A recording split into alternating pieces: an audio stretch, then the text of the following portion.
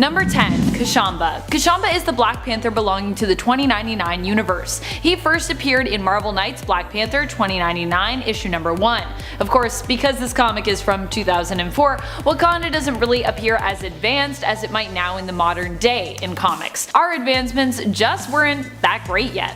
In this comic, Black Panther is overthrown by the Doctor Doom of 2099, who looks a lot like the Doctor Doom of the present day. Fortunately, Kashamba ends up avoiding being killed by Doom and inspires his people to rebel against the usurper. They are successful due to Kashamba's leadership and tactical brilliance, but in the end, Kashamba ends up being controlled by Doom, who seems to use Kashamba's Black Panther mask initially to do so. However, it is more than likely that should this story have continued, that Doom's control would be broken at some point, as Wakanda is both a nation rich with technology and magic. Either way, they'd likely figure out what was happening and find a way to break Doom's control. Number 9. Ayo and Enneka. There was a rumor when Black Panther was gearing up for its theatrical release that there was a scene that ended up being removed or rewritten involving a flirtation between Okoye and Ayo of the Dora Milaje. In the end, Okoye would end up being established as in a relationship with Akabe, and their relationship would even be important to the plot later on, when the two were forced to square off after being separated in terms of loyalties to which king they believed should rule. It is not Okoye and Ayo that are in a relationship anyways, but Ayo and Enneka, another member of the Royal Guard. While I'm sad that we haven't yet seen a reference to their relationship in the MCU, it would be really cool to see it introduced in Black Panther 2, where we may have even more time to get to know not just Ayo better and potentially introduce Enneka, but also dive more into the powerful women who are part of the Dora Milaje, especially considering they are no longer considered to be both the king of Wakanda's potential queens in addition to his personal guard, which I'm glad we changed that tradition a little bit. Number 8. Intergalactic Wakandan Empire. One of the cool things we've seen come to pass in the comics is the Intergalactic Wakandan Empire, which came to pass when T'Challa sent members of Alpha Flight out into space to search for the origin of the large amount of vibranium that fell to Earth. While in space, his team fell through an anomaly and ended up in the past. In the name of Wakanda, they began to build a space empire, which by the time we got back to the present day spanned 5 galaxies in size and reach. Emperor N'Jadaka would become the ruler of the intergalactic Wakandan Empire, who many of us know as Killmonger. While Killmonger might be dead currently in the MCU, it is possible there could be a way to revive him and even see him become the leader of this cosmic Wakandan Empire. As outlandish as it sounds, it's actually a pretty cool story. Number 7. King of the Dead. In the comics, there is a time when T'Challa is no longer Black Panther and his sister Shuri takes his place.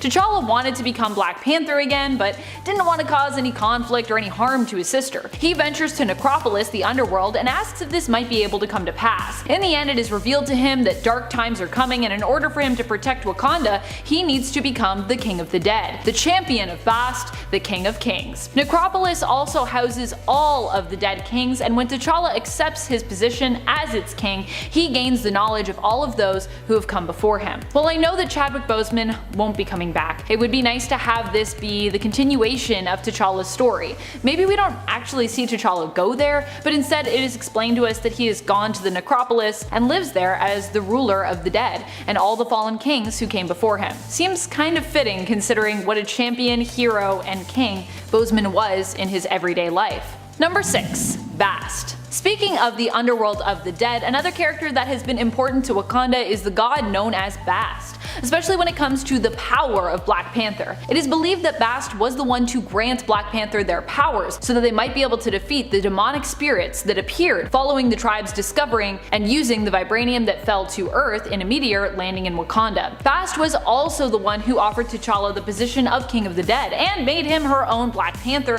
while Shuri remained the Black Panther of Wakanda. Even if we don't go in that direction, I think it would still be cool to just see Bast appear, hear legends of the Panther god, or even experience some of her influence within the story of Black Panther 2. Basically, I just want more Bast in there.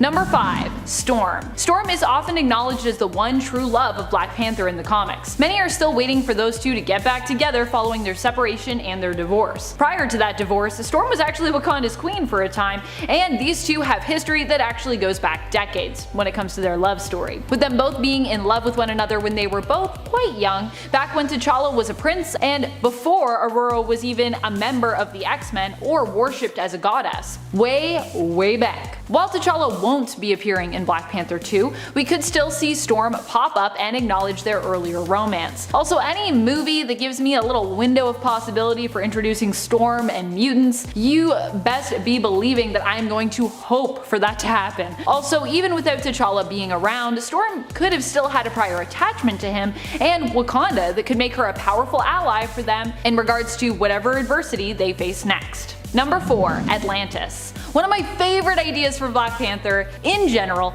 in terms of plots, is to see Atlantis somehow introduced and integrated. In the comics, Atlantis and Wakanda have big political beef that usually results in war between the two nations. Their history together actually goes back to the days of Namor's father, who had sought to find the world's secret vibranium deposit during an expedition to Antarctica. It was there that he met Princess Fen, Namor's mother. So yeah, Namor has the story of his birth actually tied up somewhat in the nation of Wakanda's secret of technological advancement.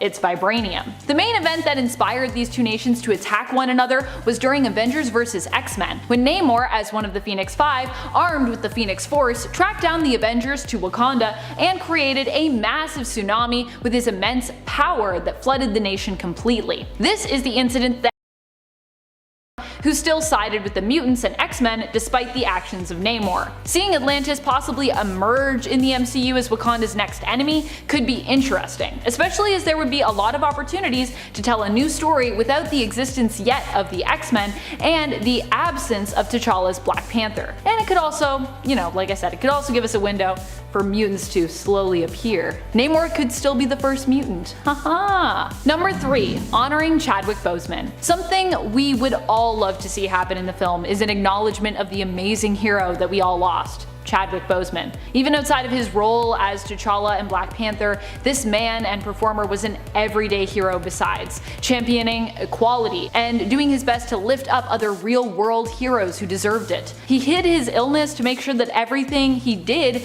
wasn't overshadowed by any of his own personal struggles, and he appeared to do it all with a smile. At some point in the film, we not only hope but expect at this point that we will see some kind of tribute to the actor, allowing us to remember what a hero, a champion, and a king he was, both inside his role and outside of it as well. And I think we all also hope it will be something much grander than, a little Easter egg, or instead that we'll get maybe multiple moments in the film that acknowledge his importance and evoke his presence as he continues to live on in films that promote inclusivity and equality like Black Panther and its sequel. Number 2. Killmonger. Another character we'd love to return despite his death in the first film would be N'Jadaka, aka Eric Killmonger, Black Panther's enemy and cousin in the first film. Many people are hoping we could somehow see Michael B. Jordan return as Killmonger and even perhaps become the new Black Panther, as we saw him do when he took the throne from T'Challa in the first film. While Killmonger was meant to be the antagonist of the film, he was still presented as a complex character and villain, one who you almost side with when it comes to his overall intentions.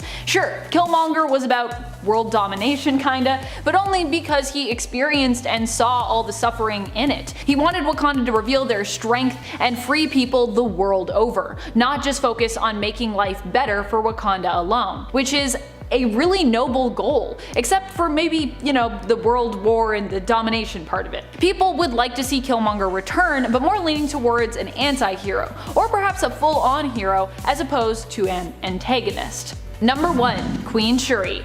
In the comics, there is a time where Shuri rules Wakanda in her brother's place, and even goes on to become Black Panther. With Chadwick Boseman's passing and Marvel and Disney's decision not to recast the role of T'Challa, which I personally super agree with, this seems like the logical next step in terms of the world that we have already built. T'Challa was the king of Wakanda, and without an heir, Princess Shuri should be the next in line as his younger sister. Shuri is played by Letitia Wright in the first film, whose Twitter controversy last year may end up making this direction less appealing for studios and fans alike, and might even affect the character's casting in the sequel. In terms of the comics and this story alone that we saw in the first Black Panther film, this is a narrative that has a lot of value though. While not being raised to necessarily sit on the throne, Shuri has the intellect, and in the comics has also trained alongside her brother to be a formidable fighter, so she could have the prowess to become Black Panther already. There are no more heart-shaped herbs to give her the powers of Black Panther, but she could either substitute her own tech to make up for that, or perhaps pray to Bast, who could then appear and perhaps grant Shuri the strength she needs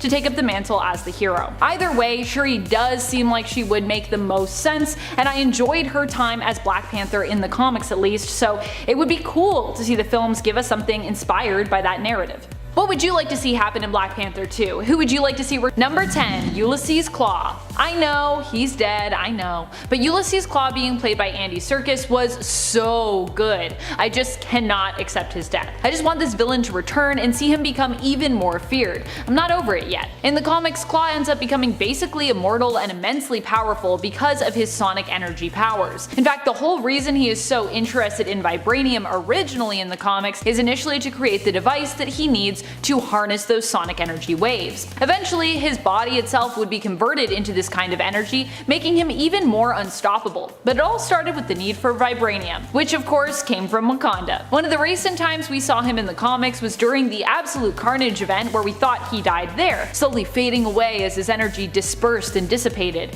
But it was later revealed that he ended up managing to reform again, once more becoming whole. So just because we saw him die, I don't know, maybe the device on his arm?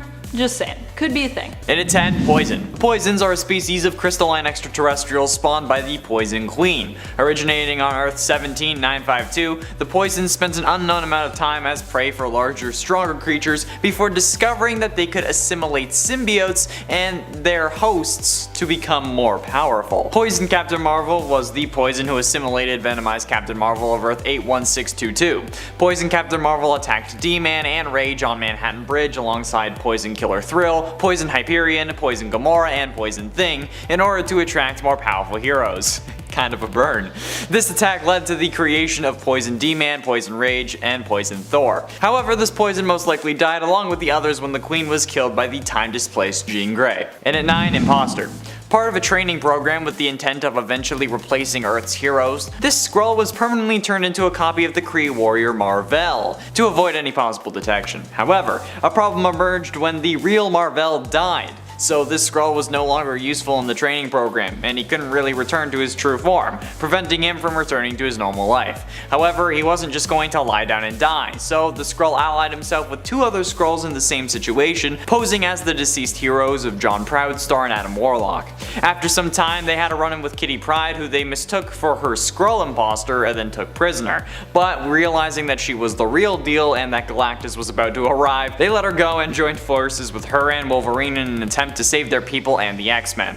The Skrull was ultimately gunned down by another Skrull when he attempted to stop a Skrull general from keeping people from getting on board a spaceship, I'm guessing to evacuate. And it ate Rogue. When Rogue touched Ms. Marvel to absorb her powers, Carol grabbed onto her arm and didn't let go. So in addition to Carol's Kree DNA glitching up Rogue's powers, the prolonged contact caused each to end up absorbing the powers, memories, and personality of the others. They kinda swapped places. Rogue sought out Professor X's help, and afterwards she was sent to space as a consequence of an encounter with Brood. Rogue and Carol Danvers were briefly visited by Carol's counterpart from the Prime Marvel universe using the powers of the Reality Stone, since the gem links her to the other wielders of the gem in other realities, and they can all kind of like communicate, with the wielder of this Earth being Anna Marie. They talked about the differences between their lines before the visiting Carol was pulled to Earth 70875. But yeah, Rogue having Carol Danvers' powers. That's actually pretty weird. At number 7 is that Kamala Khan is herself a huge superhero fan and a lover of fan fiction. In fact, the first time we ever see Kamala in issue 1 of her self-titled comic book series, she's actually in the middle of writing a fanfic when her mom interrupts her for dinner. This isn't the only time this part of her character shines through though.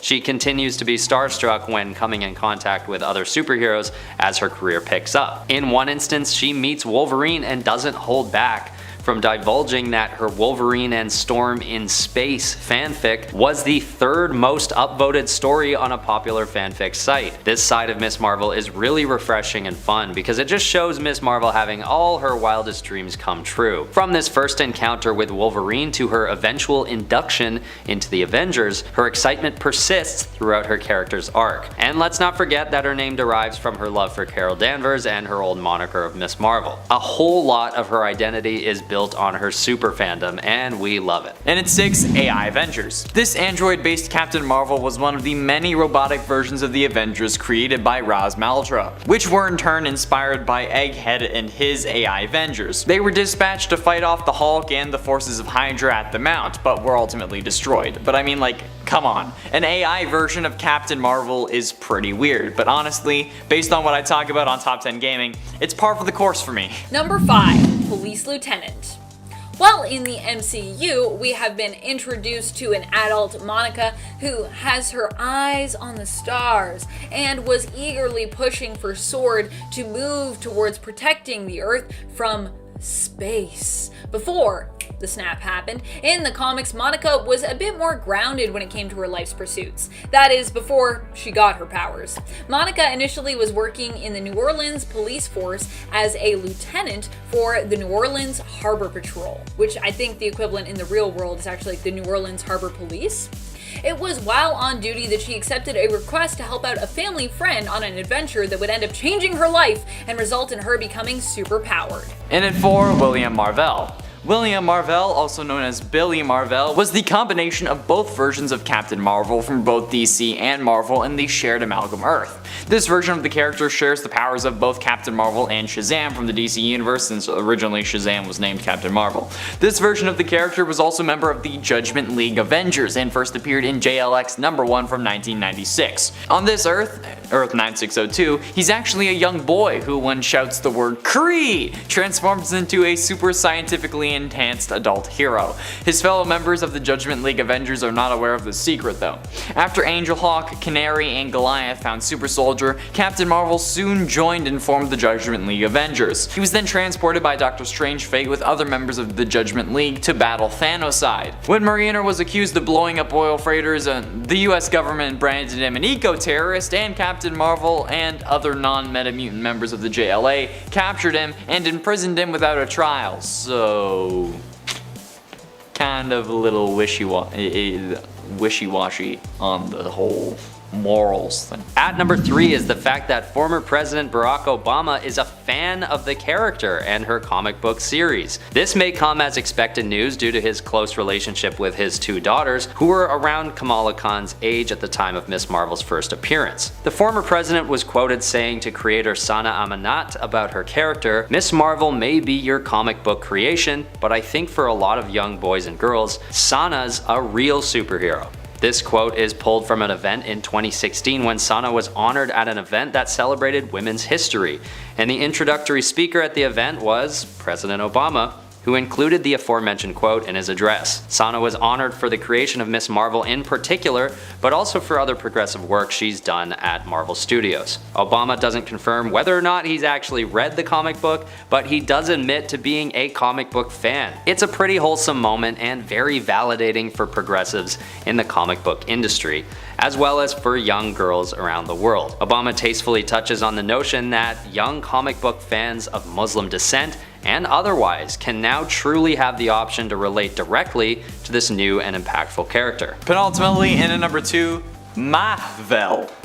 Marvel is the Captain Marvel of the Marvel Ultimate Earth 1610. For millennia, an ancient extraterrestrial race called the Kree have tracked and studied a mysterious planet-eating creature they called Galactus. Sounds like a Skyrim shout. The Supreme Intelligence restricted this knowledge to specially trained high-level Kree, fearing that if the true nature of Galactus became common knowledge, it would drive their race insane.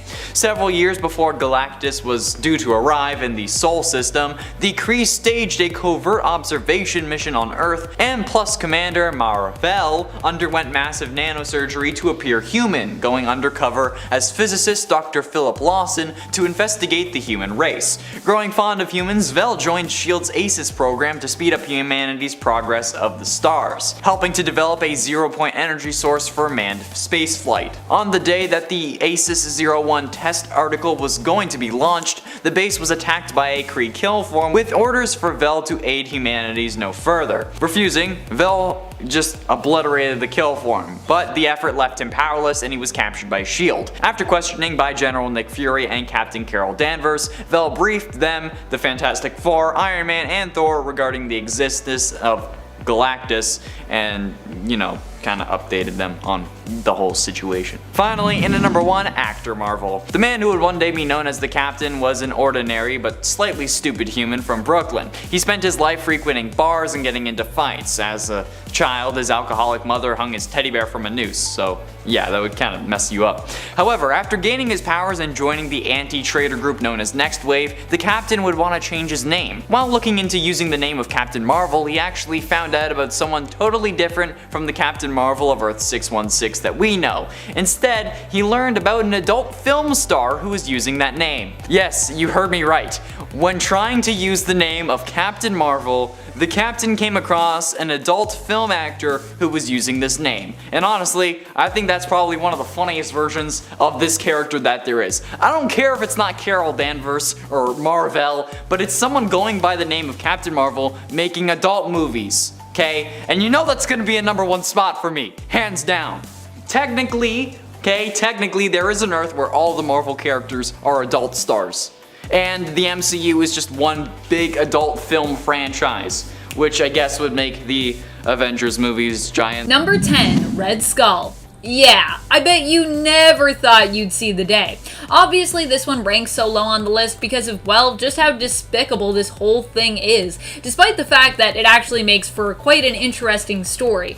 Red Skull becoming Captain America and later President of the United States happens, of course, in a what-if story. Where else would this happen? In this what-if, following the end of World War II, both Hitler and Red Skull are believed to have been defeated, but dun dun dun, Red Skull actually survived. Making sure that Steve Rogers was lost at sea after the war was won, Red Skull plotted to manipulate people under the guise of Steve Rogers himself. Red Skull transferred his mind into a clone of Rogers and set about impersonating him, using Rogers' trustworthy reputation and influence to his advantage. Eventually, the real Captain America, however, did return and would end up putting a stop to evil President Red Skull Cap and his army of super soldiers. I feel like anytime you have a Captain America that's like, I'm gonna make an army of super soldiers, you should probably be suspicious of that Cap, because I feel like that's not a thing that Steve would normally do. Number 9, Clark Kent. But not exactly the Clark Kent you're thinking of. In the Amalgam universe, Clark Kent is a normal human who ends up becoming an alternate version of Captain America, known as Super Soldier, after he is given a serum that was created from the blood of an alien baby who crash-landed on planet Earth. Also, I feel like it's really weird that they took an alien baby's blood and made a serum with it. But I digress.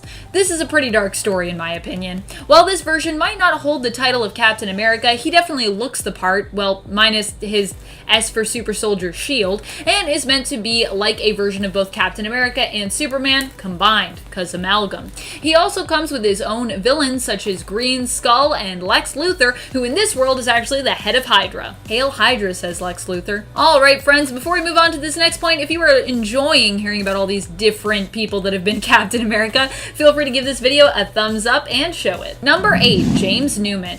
James Newman became Captain America for a brief moment in time, or really it's more like Captain America took hold of him, I guess. In the alternate reality of Earth 7116, Captain America finds himself rapidly aging and dying. As he loses his strength, he decides to work with specialists and participate in a sort of experiment that allows him to reach out like a sort of Force ghost to other military groups. Even after he passes on, Captain America's ghost is seen by James Newman and him alone while serving in Afghanistan. Cap helps to bolster James's courage and strength when he needs it most, helping him to believe in himself and to perform heroic actions. After escaping a cave-in, Newman finds himself in the middle of an ambush, and Captain America possesses him briefly in order to help Newman not only survive, but defeat his attackers, leading Newman to state that he believes there is a bit of Captain America in all of us. Aw, what a sweet moral. You can be a hero too.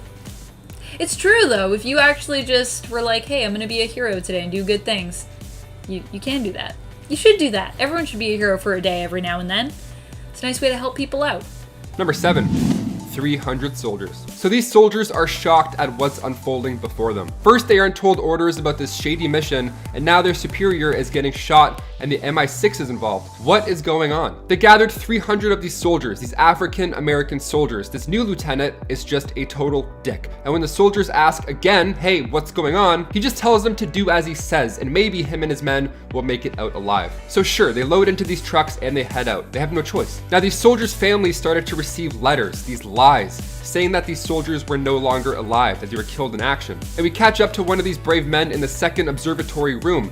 They don't even refer to him by name, they just call him Subject A23. And at 1700 hours, they administered more serum into his arm. Afterwards, the room cleared and this poor guy reacted horribly to the serum, and sadly, he didn't survive. The soldiers were being used as test subjects for a super soldier serum. Meanwhile, Faith is in the midst of planning a funeral for Isaiah while Isaiah is still alive. Just heartbreaking stuff. These soldiers that did survive the serum, well, it was a small number, and even so, they were having trouble coping with its chemical compounds. But it didn't take long for Faith to see the flaws in this whole story. Number 6, Roberta Mendes. One of the 2099 versions of Captain America. Roberta Mendes became Captain America unwillingly after her husband dosed her with the super soldier serum, kind of against her will. In fact, Roberta didn't even know she was Captain America, as Cap and Roberta were actually basically two separate personas residing in the same body.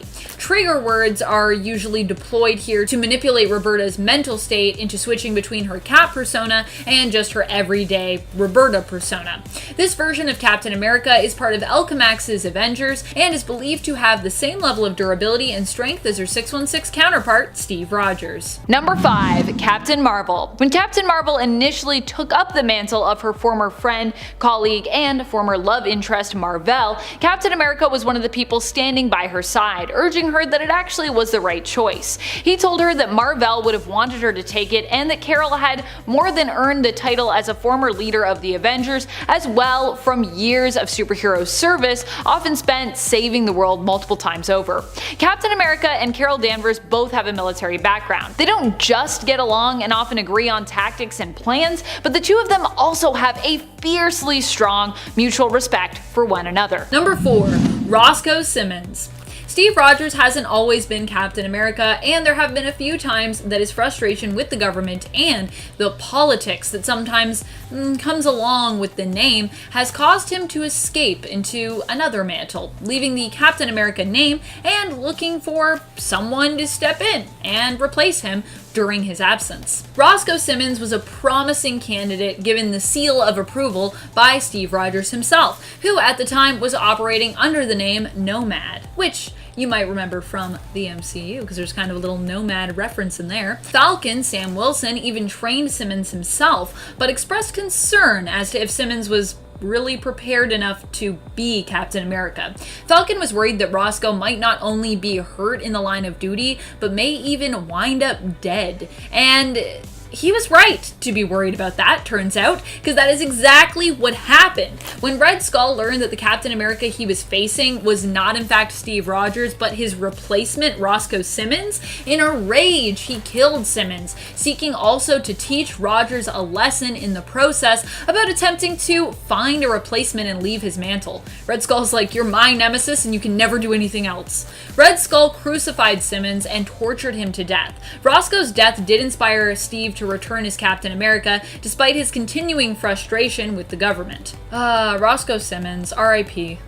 I feel bad for Roscoe Simmons. Number 3, John Walker. Number 3, thrown into an energy core and surviving. In Captain America number 38 in 1998, Captain America faces an adversary known as Protocide, a revived proto-super soldier.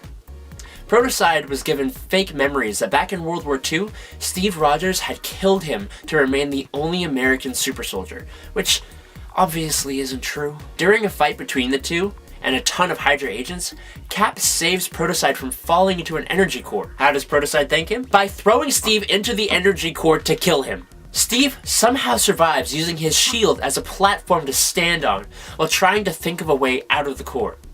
He quickly decides to sacrifice his own protection, subjecting himself to the full power of the core, to instead use his shield with the help of SHIELD, that's the acronym SHIELD, not the actual vibranium shield, to bust his way out of there with his clothes ripped to shreds and his body still intact. If that's the power of peak human conditioning, sign me up. Number 2, Bucky Barnes. Also known as the Winter Soldier, Bucky Barnes was originally Captain America's young sidekick from way back in 1941. For years we thought Bucky was dead until Ed Brubaker brought him back as Russia's brainwashed operative and later on, by extension, Hydra's brainwashed assassin, where we'd come to know him as Winter Soldier.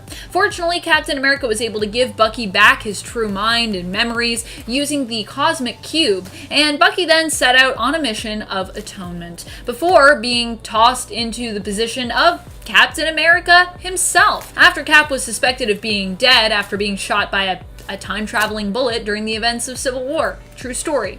Bucky would take up Cap's shield, costume, and the name himself temporarily.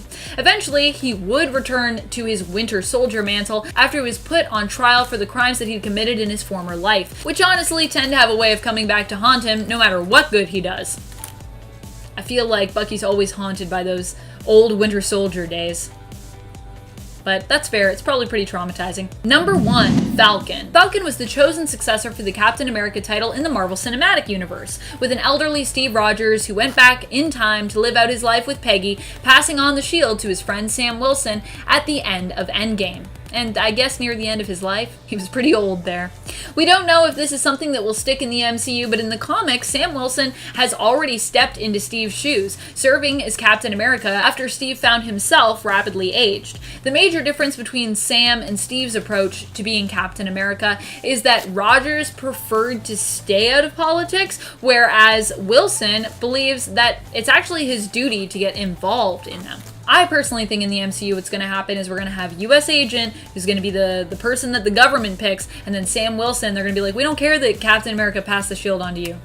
It's our mantle, we do what we want. But hopefully the government will come around, and then Sam will get to be Captain America again. Or he'll convince John Walker like Steve did. Anyways, you're not coming here to hear my theories on Sam Wilson's future in the MCU, but that's what I think. Number 10, Rare Blood Disease. What's a Hulk to do when they lack control over their own monstrous transformation? Why, recruit a vampire to help you do so, of course. Monster to monster, so to speak. Before She-Hulk could control her transformation, she would become the Hulk in a similar way to Bruce, whenever she got angry. It wasn't until Savage She-Hulk issue 11 and 12 where she almost died from a rare blood disease and sought the help of Morbius, vampire and brilliant hematologist, that this changed. He gave her a serum that cured her disease and also allowed her to gain control of her transformative abilities. And voila, we were given the capable and in control She-Hulk that we still have today. Number 9, She Almost Died. Jennifer Walters actually became She-Hulk as a result of almost dying. When Bruce goes to find Jen in issue 1 of the Savage She-Hulk, we find out she's been practicing criminal law, and it is her involvement in the criminal world that gets her shot at for working to put criminals away. Bruce is with her at the time and works hard to keep cool so he can help Jen before she bleeds out. He breaks into a doctor's house conveniently across the street,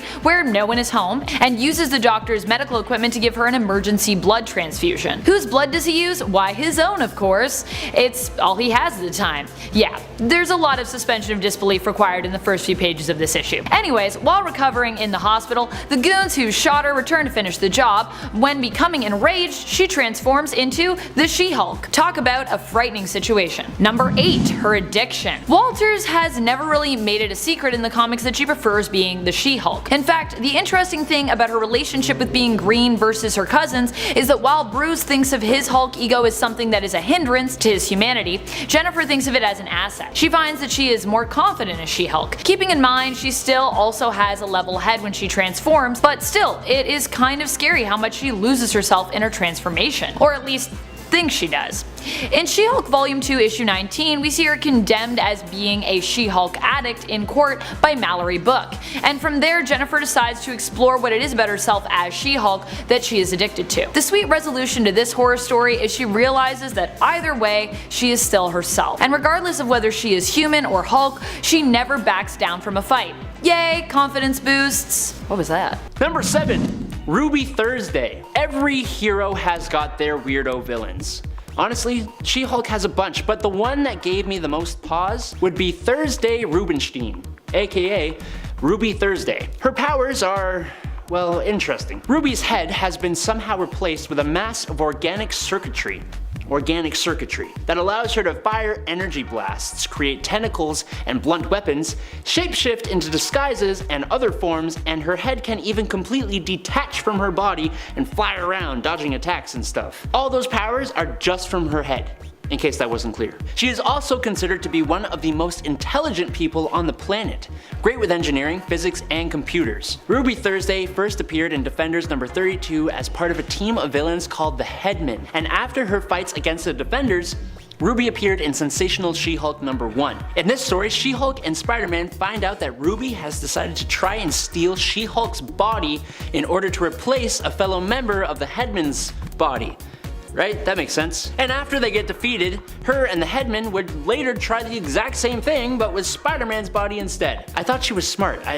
Doesn't really seem like it. Number 6, married to Man-Wolf. So, to me, it isn't super scary that she was in fact married to John Jameson, aka Man-Wolf. Just because he's a wolf doesn't mean he doesn't deserve some love, and the two were kind of a cute monster mash pair. The scary part to me about their marriage and love affair was that it was never real. I mean, it was real, they got married, but it only happened because they were both under the influence of Star Fox's power. That's right, he made them feel love for each other and eventually get married. Once She-Hulk finds out about this in She-Hulk Volume 2, the same series in which she and John were actually shown to have fallen in love and get married, she ends up filing for a divorce and annulling their marriage. Could you imagine a world where you were forced to stay with a partner, in fact marry them, but you thought you had wanted to, only to find out that you were somehow manipulated into that? That sounds pretty terrifying to me. Not to mention, as sweet as John can be, he also spent a lot of their time together trying to get Jennifer to give up She-Hulk entirely.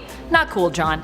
And definitely not cool, Star Fox. Number 5, House of M. She-Hulk. So, on Earth 58163, Wanda Maximoff gives birth to 2 twins. Vision's at her side, all is great, happy family, except all is not great. She's actually in a dark room on Genosha. Professor X and her father Magneto discussing how she is too powerful and this simply isn't enough. It's all in her head. So this House of M event is not a great time. You know, Jennifer Walters, while all this is going down, specifically in House of M issue 5, was a successful lawyer working alongside Daredevil, aka Matt Murdock. Luckily, she was one of the heroes who got their memory returned and was responsible for helping set the world back to a better state. Also, side note, I'm gonna call it now, this is gonna be the main plot of WandaVision, or at least part of it. She-Hulk being announced after WandaVision, seeing the alternate realities with Wanda and Vision, I'm on to you guys, I have some ideas. Number 4, Grey She-Hulk. Even though Bruce and Jen are very different kind of Hulks, sometimes their plights are one and the same. After the death of Bruce Banner in the Civil War II event, Jen was shaken to her core and became very connected with her darker side. More specifically, she went grey. If you're familiar with the Hulk but not as familiar with the Hulk family, you may think that doesn't sound so bad. After all, when Bruce typically goes grey, he becomes much more level-headed, smart, like Jen normally is when she's green. So what happens when Jennifer Walters goes grey? Well, she becomes more like Bruce's standard Green Hulk, a monster who is hard to connect with. And trust me when I tell you, this side of her is pretty scary. In Hulk Volume 5, which featured Jennifer Walters as the main character in the absence of Bruce, we get to see her deal with the monster within, a side that is not normally explored with her character. Also, it's just really well written, so yay! Number 3, Titania. Mary McFerrin, aka Titania, is the prime arch nemesis to Jennifer Walters' She-Hulk. She first appeared in Marvel Superhero Secret Wars number 3 and got her powers from Dr. Doom alongside Volcana, who is number 4. Her main thing is that she believed that she was the strongest woman on the planet, which was taken away from her after She-Hulk beat her silly in their first fight. Instead of just giving up and accepting her defeat, Mary began obsessively training to beat and be better than She-Hulk. While she came close so many times, I mean, she's the villain, so she is unfortunately fated to lose. She even came to possess the Power Stone at one point to fight She-Hulk, but again, she just couldn't quite cut it. Interestingly though, she actually is married to another villain on this list. One who has some interesting absorption powers. And together they join Baron Zemo's Masters of Evil. She also has tried to live a normal life for a time, but that didn't work out.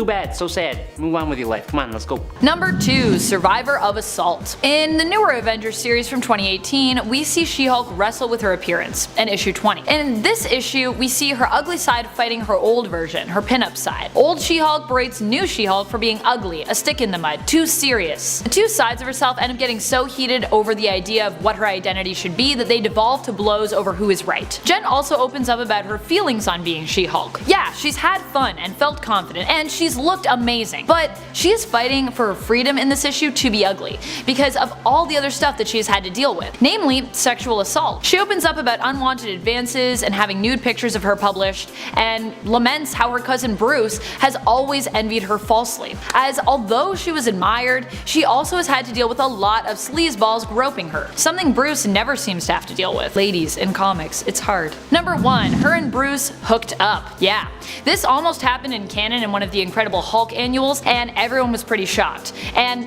then it actually happened. On an alternate Earth in Old Man Logan, and everyone was just straight up grossed out. While it isn't shown in the series, it is implied that Jen was the only one left for Bruce to mate with, but that still doesn't really excuse the behavior here. It's also never specified as to whether or not this interaction is consensual, though they have more than one kid together, so I certainly hope so. Number 9. Kevin Cole. Kevin Cole is kind of an anti-hero. He's a cop from Harlem, New York, and first appeared in the 1998 Black Panther series in issue number 50. His character was created by Priest and Dan Fraga. He became the Black Panther without any abilities, wearing a bulletproof Black Panther inspired suit in an effort to stand out and get a promotion. When this attracted the attention of the corrupt Lieutenant Sal Anthony, who attacked Cole and his fellow officers, hospitalizing some of them, Kevin realized he needed to do more and actually became a vigilante in order to take down Sal.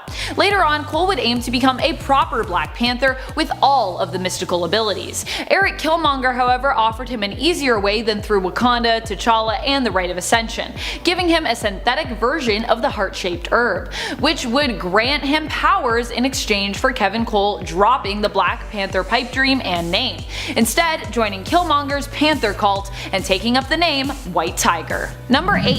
Azuri.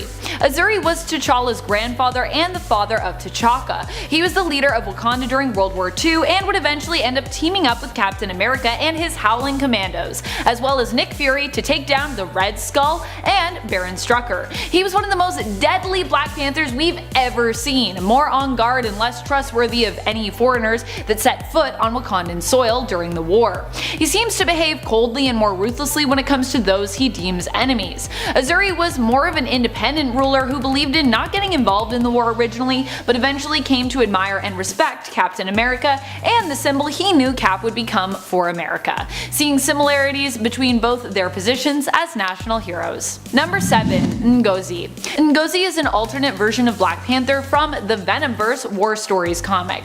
She was originally a track star whose legs became paralyzed following an accident. She ended up bonding with the Venom symbiote, which gave her the ability to once again walk and use her legs. After the Black Panther was killed by Rhino while attempting to defend her, she convinced the symbiote to join her in taking on the Rhino and defeating him in order to protect not just themselves, but innocent civilians from his wrath as well. The Dora Milaje were inspired by her bravery and named her as the new Black Panther, and this alternate reality T'Challa's successor after her defeat of Rhino and T'Challa's death. Number 6. Black Panther.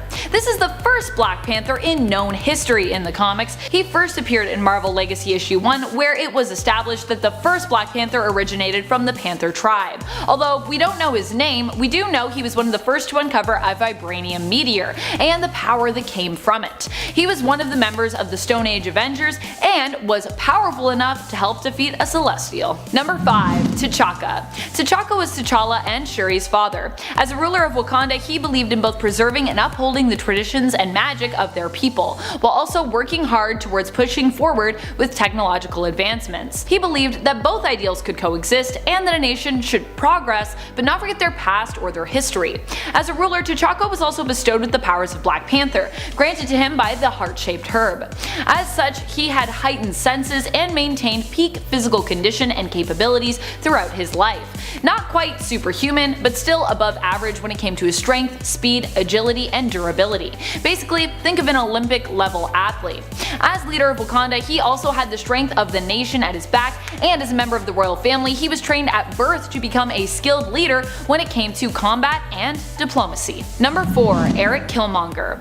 Eric's story in the comics is a little different from the one that we saw in the MCU. Instead, he is very much a victim who was manipulated and turned into a villain by the traitorous Ndemwe and Ulysses Claw. In fact, it was Claw himself who originally gave him the name Eric, and encouraged him to discard his true Wakandan name of N'Jindaka, forcing Eric to treat Claw as his true master. This made Eric resentful, and eventually N'Jindaka rose up against his captors, killing Ndemwe and abandoning Claw. Eric would end up adopting the name Claw gave to him to blend in. Eventually, Eric would find his way back to Wakanda and would begin to secretly plot to overthrow King T'Challa, becoming one of his greatest enemies. Eric himself has become a powerful adversary to Wakanda and even an emperor in his own right of the Intergalactic Empire of Wakanda. He not only has had the power of Black Panther, but is also intelligent, boasting a PhD in neuroscience and engineering.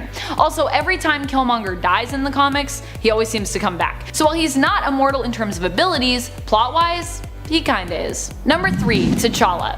T'Challa is the most well-known iteration of Black Panther in the present day, especially now that we have the MCU version of him. But while some might focus on his fighting prowess, which is impressive, it should also be noted that T'Challa has also been granted supernatural powers since he became King of the Dead. He has necromancy skills and also has developed multiversal senses and awareness thanks to Galactus. Not only is T'Challa powerful in terms of his superpowers, but he is also known for his brilliant mind, which earned him his place in the Illuminati.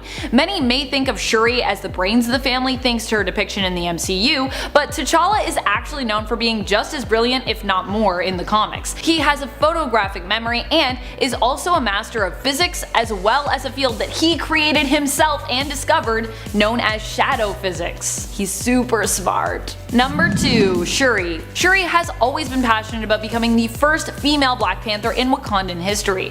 She is not only powerful because of how determined she is, but because of how hard she has worked towards that goal. She is determined, bold, brave, and strong-willed. Her half-brother himself trained her for this purpose, in case she was ever called upon to take his place, which of course ended up happening, making her the Queen of Wakanda and Black Panther in T'Challa's stead. At one point they were even both Black Panther. It was her determination and strong will that helped her to become such a spirited and skilled fighter. Shuri is also a genius, a brilliant inventor, and a skilled tactician and diplomat. She has also been gifted with supernatural abilities which allow her to change shape, size, and raise the dead. Number 1. MCU T'Challa. One of the most powerful versions of Black Panthers when we are looking at impact is T'Challa from the Marvel Cinematic Universe. This isn't just because of how powerful that character is, how he manages to balance both the traditional and technologically advanced aspects of Wakanda like his father T'Chaka did in the comics, always doing his best as a ruler, a king, and a hero for his nation, but also for the world. It's also because of his growth through the Black Panther film. He is powerful and wise enough to see that one day a change is not only going to come, but needs to come. He is brave and strong enough to see that it is time for him to listen to those around him and share the truth about the power of Wakanda with the world. T'Challa does not let fear blind him in the end. He's not only powerful, but he's inspirational. Add in the fact that we had Chadwick Boseman portraying him in the film, and it only adds to the character's power. He was an amazing performer who always committed to each role that he took on.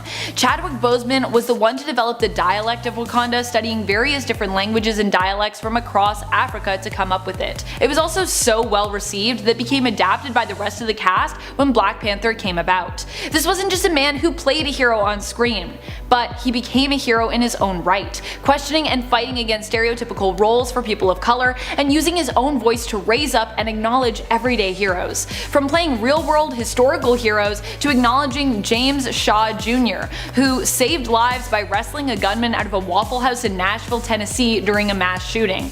Yeah, that's a thing that happened. Boseman gave away his award for Best Hero at the 2018 MTV Awards to Shaw, calling him up on stage with him to accept the award, acknowledging him as a real-life hero. If there is such a thing as people who are too good for this world, Chadwick Boseman was likely one of them. Number 10, King Cadaver. We kicked this list off with one of the earliest villains in the comics, making his first steps in Jungle Action issue 10. King Cadaver was this bug-eyed dude created by radiation exposure. He could control your mind and cause a great amount of physical pain at the same time. Now, he didn't get up to much in the comics until recently in Black Panther 2019 issue 1.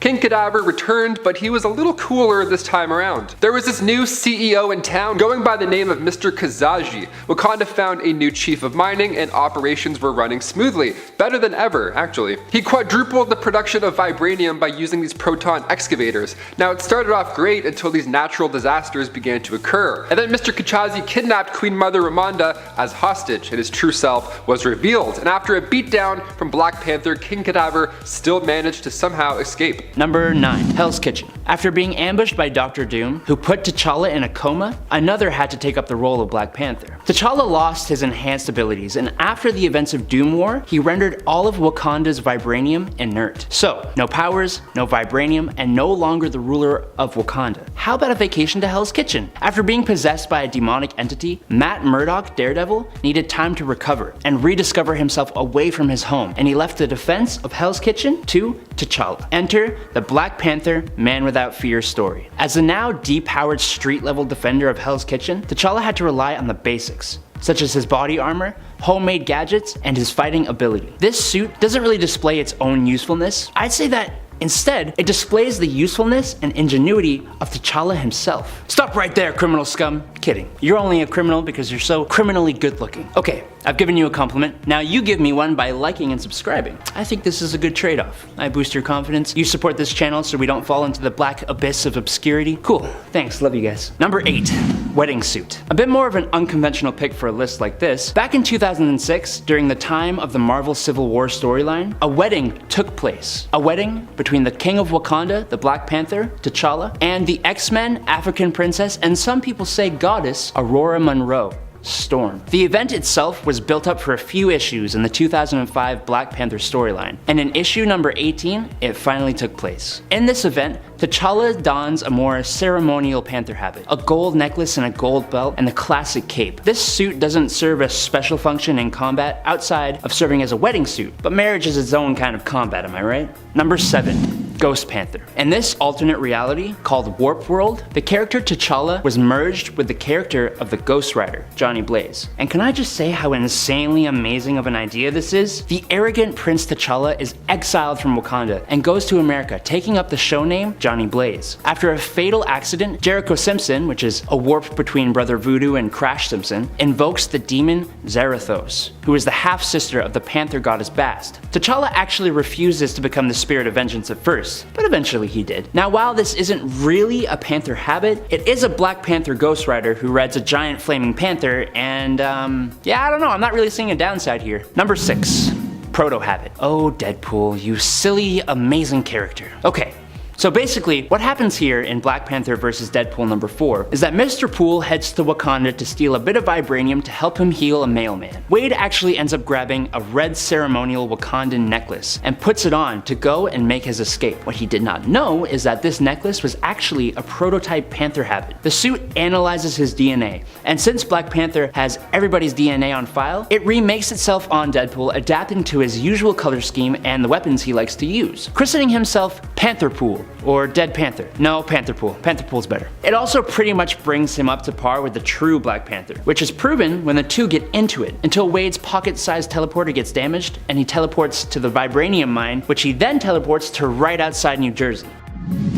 Shuri's suit. As I said before, there was a point in time when T'Challa was attacked by the forces of Dr. Doom, putting him in a coma. The one who took up the mantle of Black Panther was his sister, Princess Shuri. Along with the powers that come with consuming the heart-shaped herb, Shuri also received a Panther habit. None of us should be surprised to know that Shuri herself, while being perfectly capable of hand-to-hand combat, prefers using weaponry and tech. This is reflected a little bit in her habit, which is a bit more tech-savvy. Her tech and weaponry include a truncheon capable of dishing out electric shocks, shock nets, snake bites, which are pellets used to immobilize enemies by releasing knockout gas, and desert sand, which are microscopic sand-like devices that can release an EMP. The claws on Shuri's habit were made of vibranium shells encased by adamantium, which is a little overkill, but Nice. She also used to carry standard Wakandan-made spears. She now appears to have Zuri's spear of Bashenga, which belonged to the founder and first king of Wakanda. Number 4, Panther battle armor. Okay, bouncing right off of that, Shuri actually dons another Panther armor during the events of Doom War that I just really want to talk about. Shuri wore a battle mech armor that further amplified her strength, endurance, and durability past its already peak human levels to superhuman levels. The battle suit also had new cool weapons like this pair of vibranium powered daggers. Some versions of this armor that the Dora Milaje wore have flight capabilities with these really sweet heli drone like packs. The battle armor also has sensory arrays that made her an even more formidable adversary. Overall, just an armor that boosts the already technologically advanced superhuman to another level. Number 3, Ngozi. Okay, so we've seen Ghost Panther and Panther pool suits, but what about when the Black Panther is the host for a symbiote? A former track star who was in an accident that paralyzed her legs, Ngozi of Lagos, Nigeria eventually became bonded with the Venom symbiote. After Black Panther was killed by Rhino, who was trying to capture the symbiote, Ngozi and the symbiote instead defeated Rhino. Ngozi was recognized by the Dora Milaje, who took her to Wakanda, where she actually became the new temporary Black Panther. Ngozi herself now had the powers from the heart-shaped herb as well as the powers from the symbiote, so her habit was obviously a little different. Imagine the vibranium-laced armor plus a Venom symbiote suit. Why am I asking you to imagine this? It's a comic, we have pictures. Number 2. Heavenly Armor. This new thrice-blessed lightweight suit first appeared in Black Panther Volume 4, number 13, when he teamed up with Blade to fight vampires, which just the idea of that kind of sounds really cool. But this suit just makes it better. This suit has been consecrated in the name of the Panther God, and alongside the suit, he also wields the ebony blade of the Roman Catholic Church. This suit offers him other defenses and abilities than his regular suit. For example, it defends against attacks of a mystical nature. This Panther habit also allows him to fly if he reaches the right speed. It is also incredibly badass. I just wish we got to see more of it. Number 1.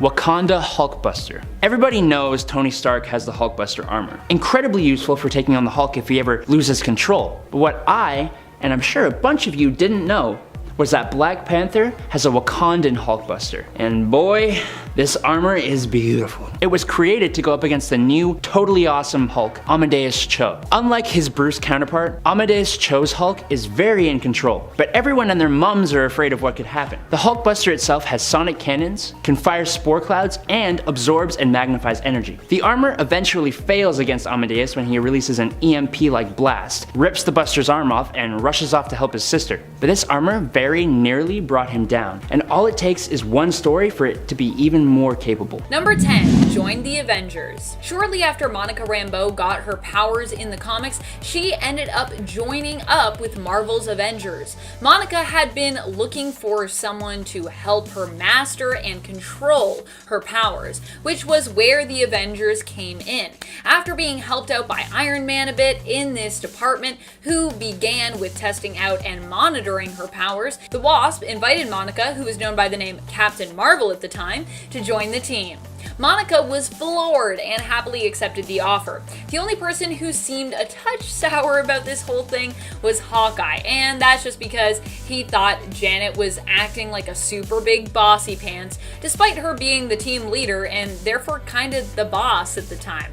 Calm down, Hawkeye. Back when Hawkeye apparently had some issues as well with like taking orders from ladies. I don't think Clint has that problem now in the comics. Captain Marvel joined the team with an Avenger in training status and was one of the new recruits alongside fellow powerhouse She-Hulk. You can read about when Monica first joined the team in Avengers issue 227. Check it out! I don't know why I looked down. I'm just looking at my audio. Everyone's probably like, what's Amanda looking at? Just my audio, just watching it go. Number 9, her parents. In the film Captain Marvel, we were introduced to a young Monica Rambeau and Carol's friend and Monica's mother, Maria Rambeau, who in the films, we learn knew Carol from them both being pilots in the Air Force. Despite both Maria and Carol being more than capable pilots, US Air Force restrictions at the time meant that they actually couldn't fly in combat. So instead, they became test pilots for Project Pegasus, a collaborative project between the organizations of NASA, SHIELD, and of course the Air Force itself, which is probably how they got involved. However, in the comics, Maria is not a pilot at all, but instead works as a very accomplished and in-demand seamstress. Monica herself is from New Orleans, Louisiana in the comics, where she grew up with not just her mother, but her father, who was also there, Frank Rambo, who was actually a firefighter. So like a hero as well. You can meet Monica's parents in issue 246 of The Avengers, where Monica reveals to her parents that she is actually a superhero, and it's actually really adorable. You should definitely read it. Just good old wholesome fun. Also, I just love when people have like super supportive parents in comics, and I'm like, yay! Number 8, the first female Captain Marvel. Fun fact, did you know that Monica Rambeau was the first woman to adopt the mantle Captain Marvel? It's true! In the comics, Monica Rambeau made her first appearance in costume in that famed Spider-Man annual, and she was introduced to us as Captain Marvel, a name that previously had only ever been used by the Kree warrior Mar-Vell himself, the very first Captain Marvel in Marvel Comics. Monica would eventually decide to give up this name so that Genis Vell, Mar-Vell's son, could actually take it on, but only after using the name herself for well over 10 years. Genis Vell would also then steal her next moniker as well, by the way. In fact, in terms of superhero identities, Captain Marvel is the name Monica has used the longest in comparison to any of her other mantles. So she's like, kind of the real Captain Marvel. Other than Mar-Vell, I guess. But he dead right now, so yeah. And at 7, Phyla Vell. After Genis Vell, then known as Captain Marvel, previously destroyed and recreated the universe, the new version was subtly altered, with Phyla Vell's existence being one of the changes. Phyla Vell was the second artificially created offspring of Captain Mar-Vell, who was created by her mother Ulysses in the new universe because her first attempt, Genis Vell, had been so successful. She fought her brother, who was insane at the time, and in the process of helping to restore his sanity, she then tried to claim the Captain Marvel title, though her brother refused to give it up. To save Rick Jones's girlfriend Marlo Chandler, Genis had to travel to the future to see what would be the cause of her future demise. He asked Phyla to stay behind on Earth to keep watch over Marlo, and in doing so she encountered the being known as Magus, who tried to kidnap Marlo. She and the telepath Moondragon foiled the plot, and Genis returned to Earth shortly after, telling her that he stopped a villainous plan to release Magus hundreds of years in the future, but wouldn't explain how. But like, bro, I just fought him. Couldn't you have done that a little sooner? Number 6, created by... Monica Rambeau was a character created by John Romita Jr. and Roger Stern. Initially, when it came to her look, Romita intended to use actress Pam Grier as a model for the character they were building, but Marvel Editorial didn't agree with that look for the character and insisted on a different model. While the look of the character moved further and further away from that original inspiration, Monica still has kept a lot of the action-packed, badass feel of the actress who inspired her. Pam Grier has been referred to by Quentin Tarantino as cinema's first female action star. Grier is best known for her body of work in the 70s, where she starred in a ton of action films, including Foxy Brown. In Tarantino's 1997 film Jackie Brown, Pam Grier starred as the titular character and actually received many award nominations for her performance, including a nomination for a Golden Globe. Sadly, I don't think she won the Golden Globe though, but still, being nominated for a Golden Globe is amazing. And very fittingly at number 5 is the fact that Miss Marvel is one of the founding members of the Champions. When she leaves the Avengers, she reforms an old team of heroes that had a brief run in the 1970s. But in 2016, the first issue of a new Champions volume comes out, and it fables the story of Miss Marvel and a few other ex-Avengers coming together to form the group. They also set out to reform some of the missing ideals from their former mentors in the Avengers. It turns out that Kamala has the same issues with the Avengers' moral compass as her counterparts Nova and Spider-Man, because they set out to value the lives of average people more than their predecessors. This story is pretty thematically rich, giving the reader the notion that it's up to young people to reassess the behaviors set forth by the older generations and try and find ways to improve them. Even when those elders are such impactful heroes as Iron Man and Captain America, there's always work to be done to be better, and that's a great message to send to young audiences. Number 4, Blue Marvel. After her time serving alongside the main Marvel Avengers team and the organization Hate, a team dedicated to eradicating terrorist groups, Monica ended up on the Mighty Avengers team and started a romance with fellow team member Blue Marvel. The Mighty Avengers banded together as a result of the main Avengers team being off-planet during the events of Infinity, when on Earth, Thanos actually returned along with his Black Order. Oh no! Mighty Avengers, assemble. During this instigation, Monica found her life threatened after being exposed to the effects of Proxima Midnight's spear. Blue Marvel was able to help save Monica's life, but discovered that as a result of this event, her powers actually had been affected. The two became close, with Blue Marvel Adam Brashear, who is also kind of part of the Captain Marvel family of heroes, helping Monica to learn more about her powers and how they affected her genetic makeup. While romantically involved, they realized that the power-up Monica had received transformed her into basically a cosmic immortal being. Wow! Speaking of cosmic immortal beings, getting close to the end in number 3, MCU Captain Marvel. Carol Danvers is depicted as a former US Air Force fighter pilot who was given superhuman abilities when a lightspeed engine test went wrong, and she was exposed to the cosmic energy of the Tesseract and subsequently transformed into a human-Kree hybrid known as Veers via blood transfusion. In 1995, on the Kree Empire's capital planet of Hala, Danvers, then known as Vers, suffered from amnesia and recurring nightmares involving an older woman, particularly as a former Air Force test pilot who acquired cosmic energy force powers from the Tesseract after an explosion that wiped her memory. So, you can kind of see where that was going. But I'm including this version of Captain Marvel not because she's weird, but because, for some reason, everyone seemingly hates this version. So much so that when I mentioned how the MCU Captain Marvel could beat the MCU Hulk, since MCU Thanos beat him and she was going to beat MCU Thanos if he didn't have the Power Stone at least, everyone still got mad at me. And some still hate me to this day. You should have seen my DMs after that video went out. And still, sometimes I get messages about how some of these fans hate me, okay? All because of my little second video on the channel. And that's the reason I included this, so I can finally say my piece. Redemption is finally mine! Number 2, many different names. As I alluded to earlier, Monica Rambeau hasn't just been known by the name Captain Marvel. That was simply her first superhero codename.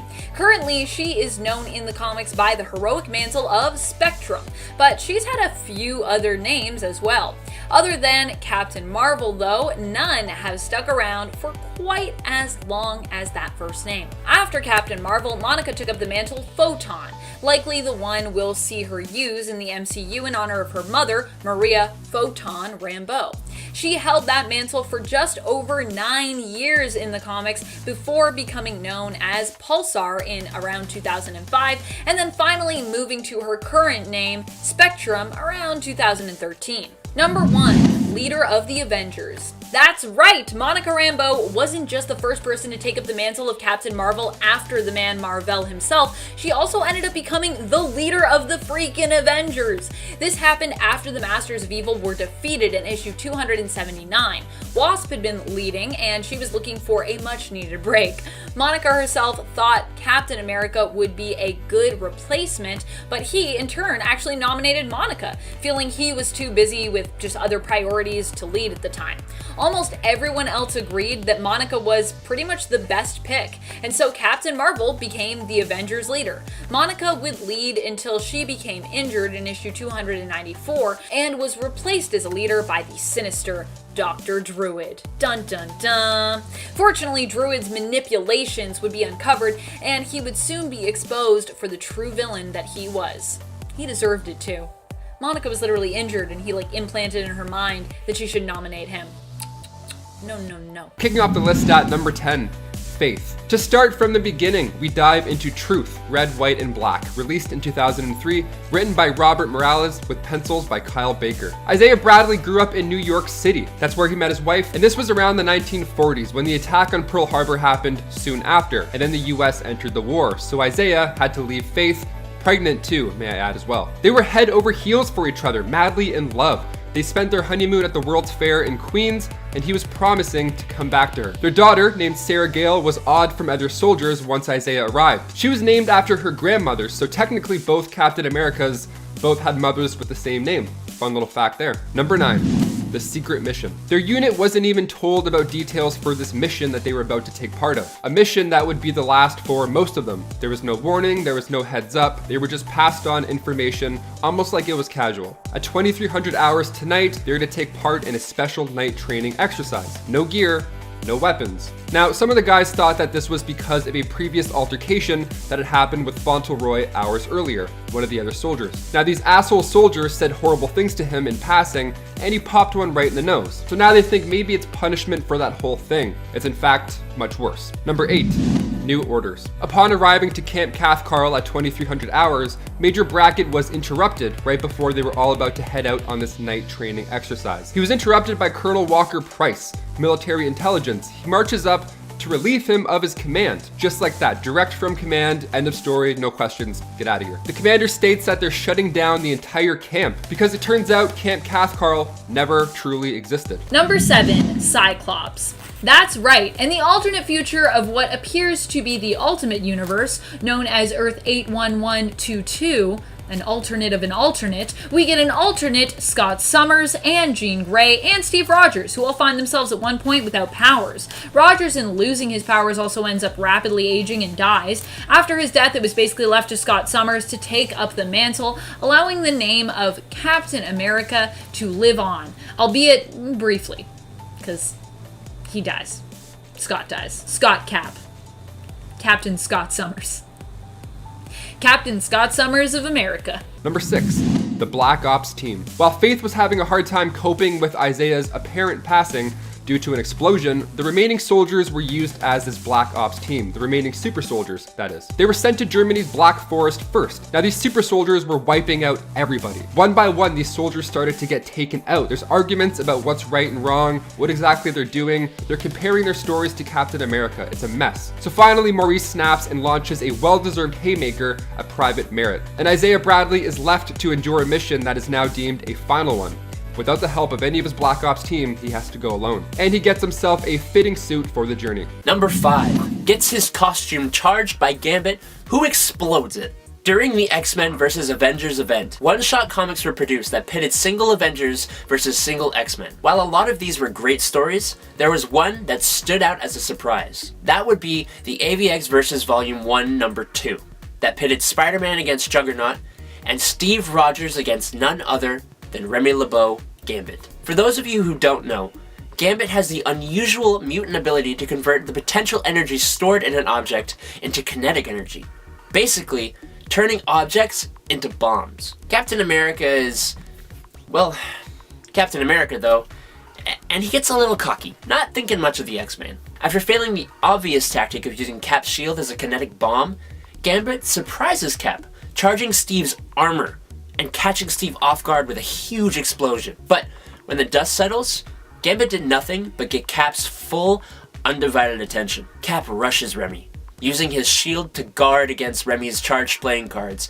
and takes him out with a swift uppercut. I'm still a huge fan of Gambit though, can't lie. Number 4, a familiar face. So while Rogers is being filled in on Isaiah Bradley, he's shocked. He's told every black person in America at one point has heard of Isaiah's story, although what happened to him still remains a mystery. And Steve Rogers, he just feels awful for not being caught up to speed, but he's told to cut himself some slack being in suspended animation and all. So when BET covered the wedding of the century, Storm and Black Panther, T'Challa was recognized as the world's highest profile black superhero. And the media mentioned how the talk of the town was who was going to show up to this wedding. After all, this takes place after the registration of all superpowered beings.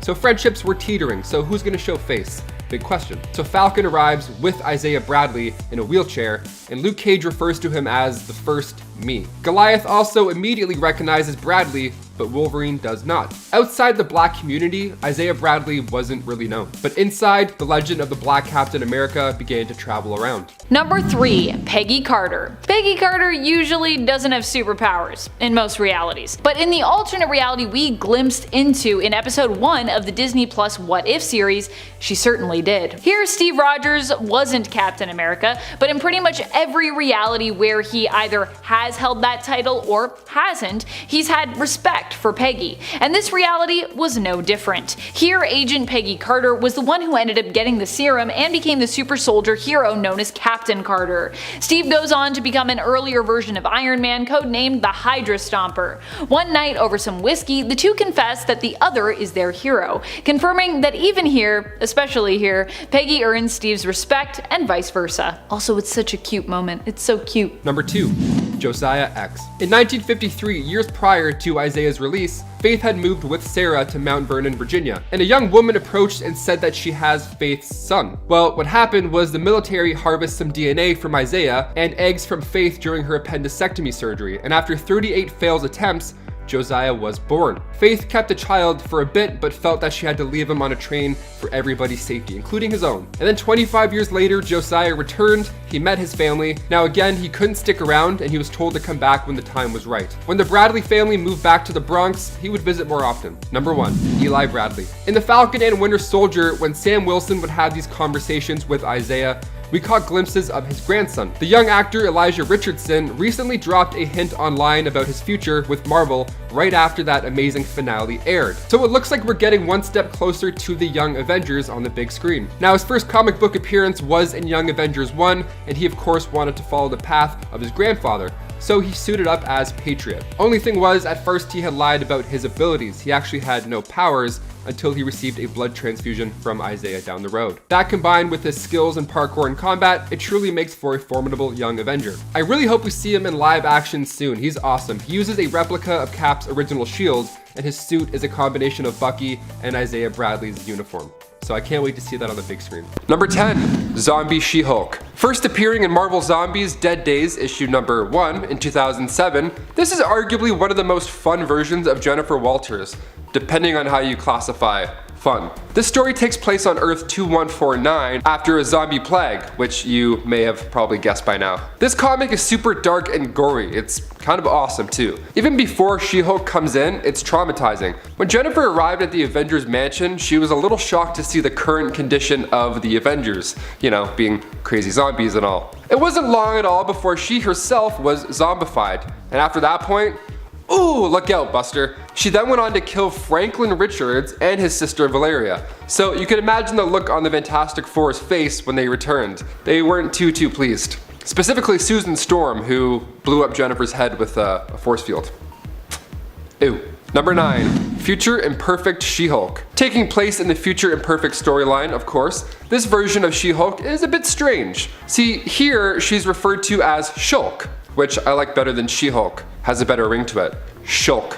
Kinda sounds like when you drop a wet bathing suit. Shulk. So specific, but there you go. So in this issue, we have the Abomination, the Hulk, and the She-Hulk. And after a nuclear fallout, they're much more powerful. See, the Hulk ended up becoming Maestro. I did a list about Hulks as well, so if you like this one, go check out Maestro and other crazy versions of the Hulk over there. Shulk, on the other hand, doesn't have hands, rather, she has talons. So Emil and Shulk tried to take down the Maestro, but of course failed, because I mean, look at him.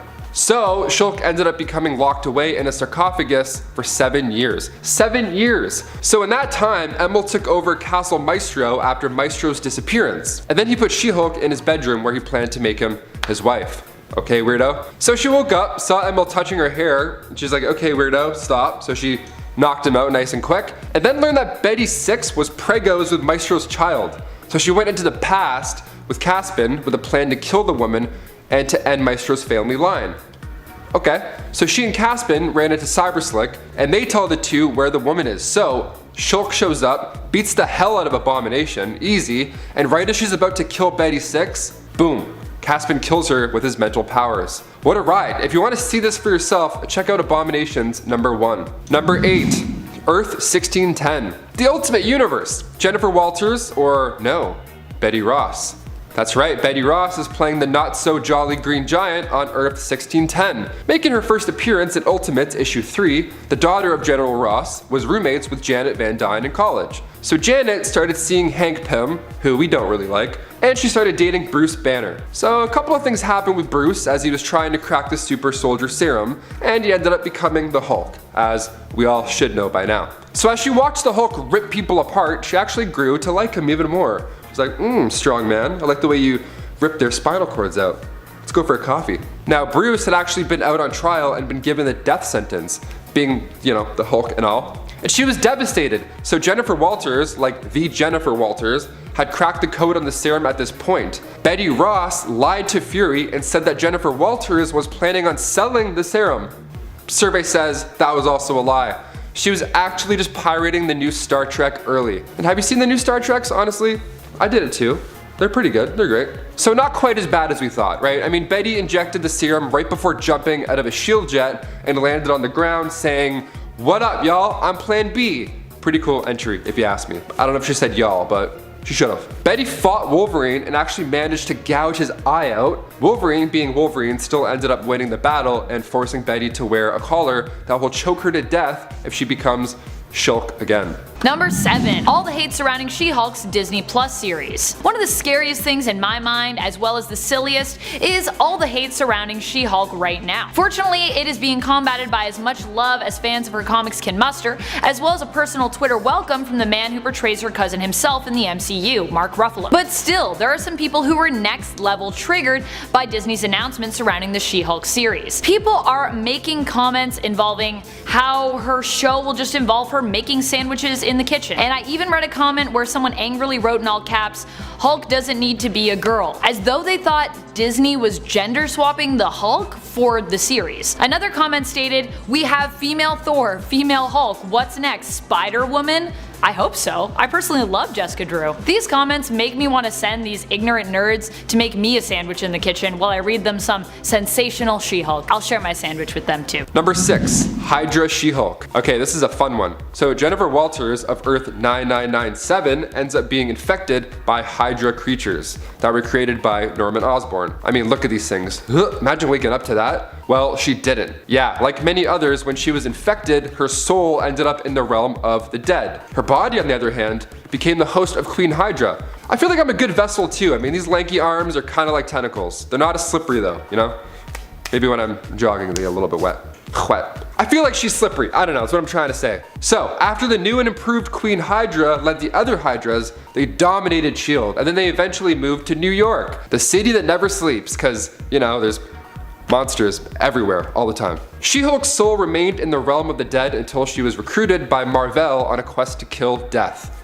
You heard me. Number 5. Unum. Unum is an interesting villain. She was actually created by the cosmic entity Enmity, out of remnants of other really powerful villains. And her sole purpose for existing is to end the existence of all female superheroes. Technically it's all heroes, but she's starting with female superheroes.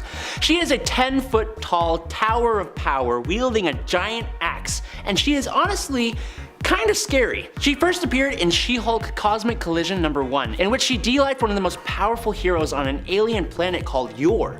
And then she jumped to Earth to come whack our lovely She-Hulk, who fights alongside Jacinda. Now, how can a being like this be destroyed by She-Hulk? Yeah, She-Hulk's strong, but I think it was her lawyering that was her superpower here, as she convinced Unum that Enmity is just using her, which caused Unum to rebel and destroy herself. Well played, Jen. Well played. Number 4. Earth A She-Hulk. Also known as Earth 721, Earth A was home to another Jennifer Walters, of course. This version didn't have superpowers like our 616 Earth does. So she decided it would be a fun little vacation to take Albert E. DeVore's technology and travel to another universe to get the same superpowers as that Jennifer Walters. So, while on the other Earth, Jennifer fought Rhino and even had an affair with the Juggernaut. Okay, making your rounds, I get it. Not exactly my ideal vacation, but I'm not knocking it. So, of course, being another Jennifer Walters, she was caught. Then they had this plan that the depowered Jennifer Walters would go to her Earth 721, while the new powered multiverse Jennifer from Earth 721 would stay on Earth 16. How do you like them numbers? So it's a little swap, a fun little swappy swap. However, during the transdimensional transfer, Reed Richards was able to return her powers back to her. Nice. So they both ended up staying in their appropriate universes. How lovely. Number 3, that time she ripped Vision in half. If you needed more proof that She-Hulk is someone you don't want to mess with, here it is. Before the events of House of M and Avengers Disassembled, She-Hulk is influenced by Scarlet Witch and flies into a rage and becomes the villain for a few issues. By the way, in case you were unaware, the more angry She-Hulk gets, the stronger she gets. She even rips Vision in half. Granted, he's kinda like dead at the time anyways, but still, she rages real hard, knocking down Cap without so much as a second thought. Boom, take that, Cap. Number 2, Old Man Logan. Hulk Gang! Okay, so if you don't know, Earth 807-128, even more numbers for you, was home to Hulk Gang. Now, Hulk Gang sounds like a fun time. Hulk Gang is what happens when all the supervillains take over the US. So Bruce Banner is like, hey, you know, we have some crazy similar powers, we need backup, you're the only person I can kinda mate with. What do you say? And Jennifer Walters agreed to go through with it, and it wasn't long before Hulk Gang came along. This version of Jennifer Walters is super powerful. Her, Daredevil, and Moon Knight are amongst like one of the few remaining soups. She kicked Wolverine Old Man Logan Giant Size issue 1. Go check it out right now. And finally, number 1, Lyra. I feel like I have to say it with an accent. Lyra. Taking place on Earth 8009, beginning with Hulk Raging Thunder issue 1, we find Lyra Walters, or sometimes referred to as Savage She-Hulk, is the daughter of Thundra and Earth 616 Hulk. Yeah, so she's from Earth 8009 in the 23rd century, and at that time the Earth was split into different factions. So the guys faction were like warriors, you know, like they looked up to past heroes like Wolverine, just men, you know. And then the women came together under the United Sisterhood Republic, and they were outgunned and outmanned, literally. So Thundra got sent to Earth 616, where she met that Earth's Hulk. Had the baby, and Lyra actually gets stronger when she's calm too, which is cool. It kind of reminds me of my mom. Whenever she was quiet and still, I knew I was in some trouble. So she's able to tap into gamma sight, which means she basically can see the flow of gamma radiation. She's one with the gamma. And like all over the world too, not just within her sight range. So she becomes a smarter, smoother fighter in this state. And if she becomes angry, however, she will actually become weaker. But even at her weakest though, she's still as strong as Spider-Man, so come on. Casper Cole. Before Kevin Casper Cole became the White Tiger, he was a narcotics officer. Seeking a promotion, he and a few other officers began performing unsanctioned drug busts. Casper wore a bulletproof Black Panther costume that he took from his boss, which absolutely gave him an edge. Like when he and his other officers were ambushed by a crooked cop that resulted in the other officers being put in the ICU. Casper was suspended for not wearing his vest, and he posed as the Black Panther for a time to bring down Sal and the 66 Bridges gang. Other than the usual benefits of a Panther habit, Kevin's suit sported a trench coat and many more pockets and pouches as he wielded actual 9mm pistols. I almost want to call it Detective Panther suit. Number 9, Man-Ape. AKA Mbaku, Man-Ape is one of the most powerful individuals in Wakanda. His super strength comes from a magical ritual of transference with the sacred white gorilla. Now he's able to easily bench press 2 tons. Winston Duke also brought the character Mbaku to life in 2018's Black Panther as well. But Mbaku made his first appearance in Avengers issue 62. He was born and raised in the Jabari village in Wakanda. The Black Panther outlawed the rival white gorilla cult from Wakanda, and the Panther cult was now the dominant one. So Mbaku killed one of the rare white gorillas living in the jungles near their home, and if that wasn't bad enough, he continued to bathe in the gorilla's blood, and then he ate the flesh, which in turn conferred its strength upon Mbaku. Now when Black Panther returned from assisting the Avengers, this dude was now running the show. Going by Man-Ape, he gladly challenged T'Chaka for his right to rule. His goal was to get rid of these technological advances and go back to the primal ways. Man-Ape joined the 7th incarnation of the Masters of Evil, gathered by the Crimson Cowl Justine Hammer, and in Black Panther Volume 5 Issue 4, Man-Ape was murdered after he got the life sucked out of him by Morlun. But he later returned from the dead in Black Panther Long Live the King Issue 3, thanks to Baron Macabre and a good old ritual. Number 8. Okay, so about that guy who sucked the life out of Man-Ape, what's that about? Let's talk about him for a bit. Morlun made his shadowy debut in Amazing Spider-Man Volume 2 Issue 30. He actually once ripped Peter's eyeball out and then ate it. He's been alive for centuries. Now things get heated when the crocodile cult resurrected Morlun in order to devour the Black Panther totem to weaken Wakanda. Because if you can't beat him, Just eat them. Okay. So Moreland started with Man-Ape but was defeated by the new Black Panther, Shuri, who I'm hoping also takes over on the big screen. Moreland wasn't just defeated by Shuri, but with the help of a witch doctor, she was able to send Moreland into limbo, where he would then just fight these giant hordes of death, literal death. Number 7, T'Challa. We shipped over to an alternate reality, Earth 2301 that is, where the sister of T'Challa was brutally beaten by her brother when it came to the succession of the throne. She was hurt, physically and now emotionally, so much so that she left Wakanda. She left her home in hopes of finding a new magical power to master so that she could defeat her brother.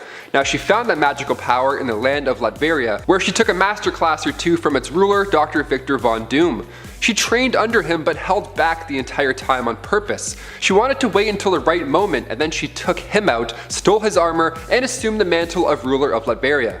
Now this version of Doom is extremely powerful. She carries with her a double-edged broadsword as a primary weapon that channels her power. Pretty badass. Number 6, Reverend Akabe. He made his first appearance in Black Panther Volume 3, Issue 3. It was a rather tragic start for this guy. Reverend Akabe was once a peaceful farmer living with his family in Gudaza. Now things took a horrible turn when rebel guerrillas from the country Ujanka were forced onto his farm. The guerrillas took his wife, stabbed him over 30 times, and then just left him for death. Akabe was driven mad. He needed revenge at this point. His entire life was just shattered, so he resorted to the lowest form of revenge. Literally, he made a deal with the devil, Mephisto, who at this point was craving Black Panther's soul, so it all kind of worked out well. Akabe ended up in charge of Wakanda when T'Challa was taken into Mephisto's realm in Black Panther Volume 3, and Ramonda, Black Panther's stepmother, was actually on board with this entire operation. The two of them wanted to run the show upstairs, so they forced T'Challa to return to the United States. Akabe is extremely gifted when it comes to ventriloquism, believe it or not. A ventriloquist who deals with the devil. What could go wrong? Number 5, White Wolf. In the after credit scene for Black Panther, we saw Bucky Barnes awaken, and this time around, he wasn't in punch mode. He was healed up, given a new vibranium upgrade of an arm, and was referred to as the White Wolf. But he made his first debut in Black Panther Volume 3, Issue 4 in the late 90s. White Wolf wasn't from Wakanda initially. He actually arrived being the sole survivor of a plane crash near Wakanda, so they adopted the young boy named Hunter. Now he was raised as the adoptive brother of Black Panther, only he wasn't next in line, so he got a little jealous. More than fair, as one would. So Hunter did the best he could in assisting Wakanda, until eventually he was appointed as leader of the Wakandan secret police, the Hatut Zeraze. With this he received vibranium microwave mesh, so bullets aren't exactly a concern anymore. Cloaking technology helps sneak around behind the king's back, and energy dampening boots allow the White Wolf to run across water or land on his feet after falling from high above. Like a cat. He was soon known as White Wolf, but when T'Challa took over as king after T'Chaka's assassination, he disbanded the brutal Hatut Zeraze, so all these mercenaries and the White Wolf needed a place to go. They needed a purpose, and most of all, they wanted revenge on the man who exiled them in the first place, Black Panther. Number 4, Ulysses Claw. Played by the wonderful Andy Serkis in the MCU, also a villain we need more of, Ulysses Claw made his first debut in Fantastic Four issue 53. He's the son of war criminal Colonel Fritz Claw, and after the war he moved back to Belgium, changed his name to Claw with a W, a little cooler, and he raised his son, telling him stories of Wakanda. That son grew up and became a physicist working in the field of applied sonics at the Technical University at Delft. He figured out how to convert sound waves into a physical mass, but the missing key component to do so lied within Wakanda's vibranium. So he and a group of mercenaries bought intel from Hydra, broke into Wakanda to cause some chaos. Claw attempted to kill both King T'Chaka and his son T'Challa, but the king used his body as a shield to guard the young boy. His right arm didn't make it out alive, but that's when his brain came to save the day. He got an arm upgrade as we saw in the MCU, but in the comics he ended up trapped inside of it at one point. He was transformed into literal sound. So never say never with Claw returning to the MCU. Number 3, Tatu. Initially a student at the Wakandan Academy, Tatu joined Marvel Comics with Black Panther Volume 6. He left in search for knowledge beyond the physical realm, and sometimes that gets you in a little bit of a pickle. He laid low in the Wakandan wilderness, and when he returned he had the ability to manipulate nature.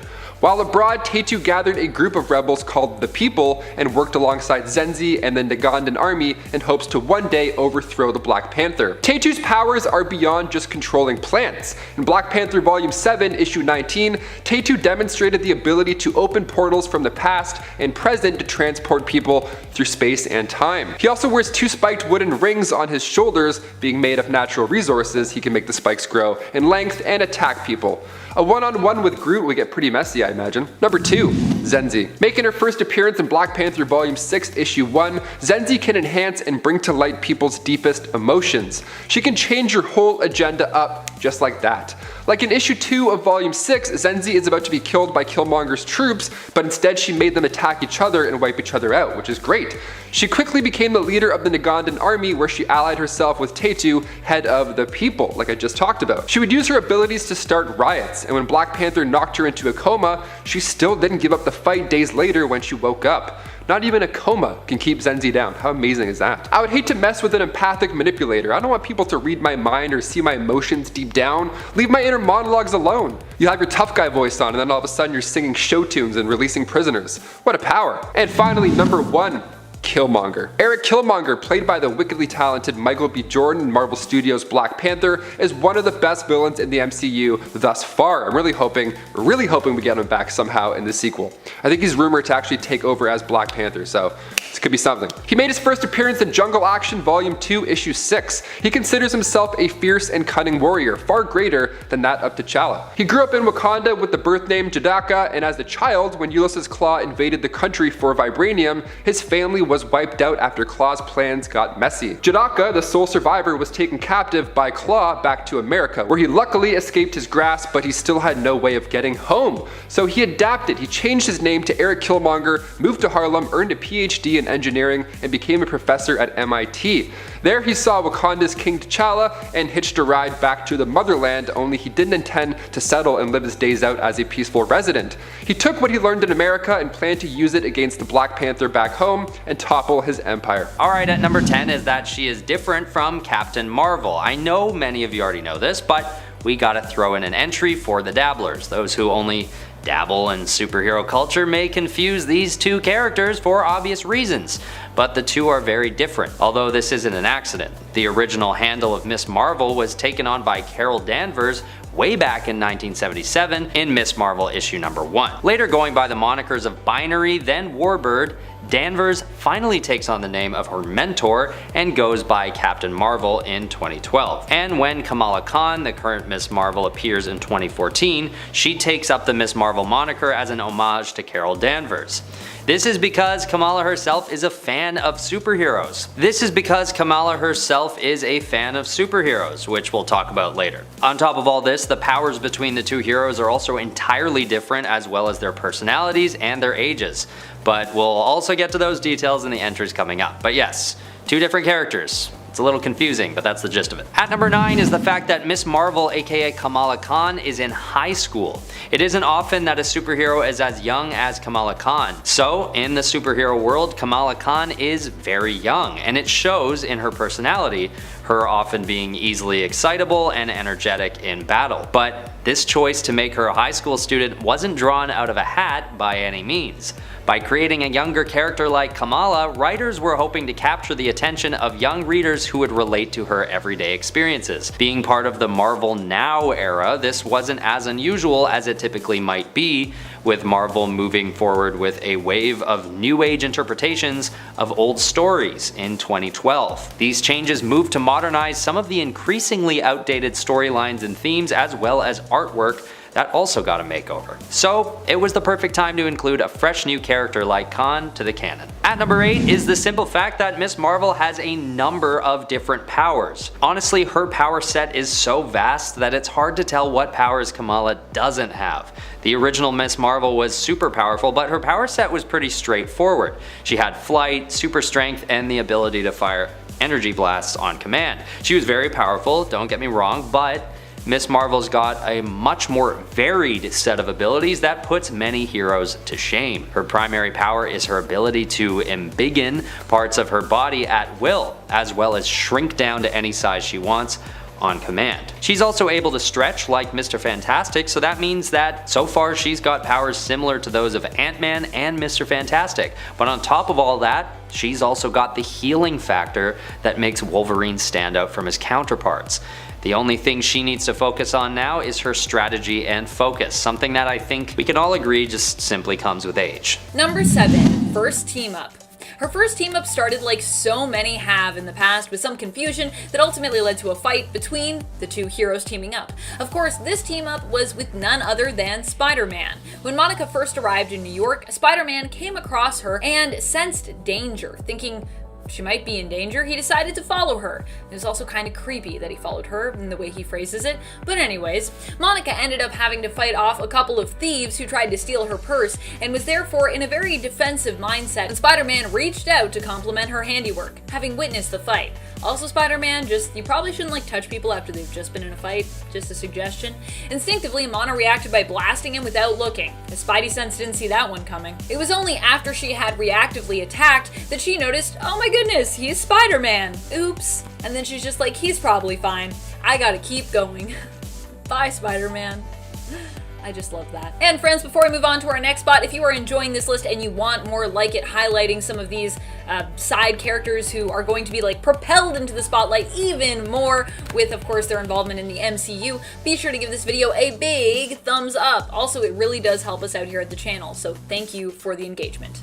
At number 6 is the fact that Ms. Marvel is one of the youngest members to ever join the Avengers. For those who aren't already aware, Ms. Marvel is in fact given a membership to the Avengers after the Secret Wars event, and she finds herself starstruck once again, fighting alongside the likes of Iron Man, Thor, Vision, and Captain America. There are some members younger than her in the Young Avengers, but we're not talking about them. The Young Avengers are great, but this is the real deal, the Avengers. Understandably, she also appears to be the only one on the team who looks surprised that she's even there, constantly in a state of excitement and shock as she lives out her biggest dream. But it's not just a dream she's living out, she actually holds her own really well with the rest of the team with her massive power set described earlier. It's pretty fun to watch, but it sadly comes to an end as quickly as it began at the start of Civil War II. However, this isn't the end of her time teaming up with other superheroes. She quickly goes on to help found the Champions and continues to thrive among a new set of superhero peers. Halfway through into number 5, Genesville.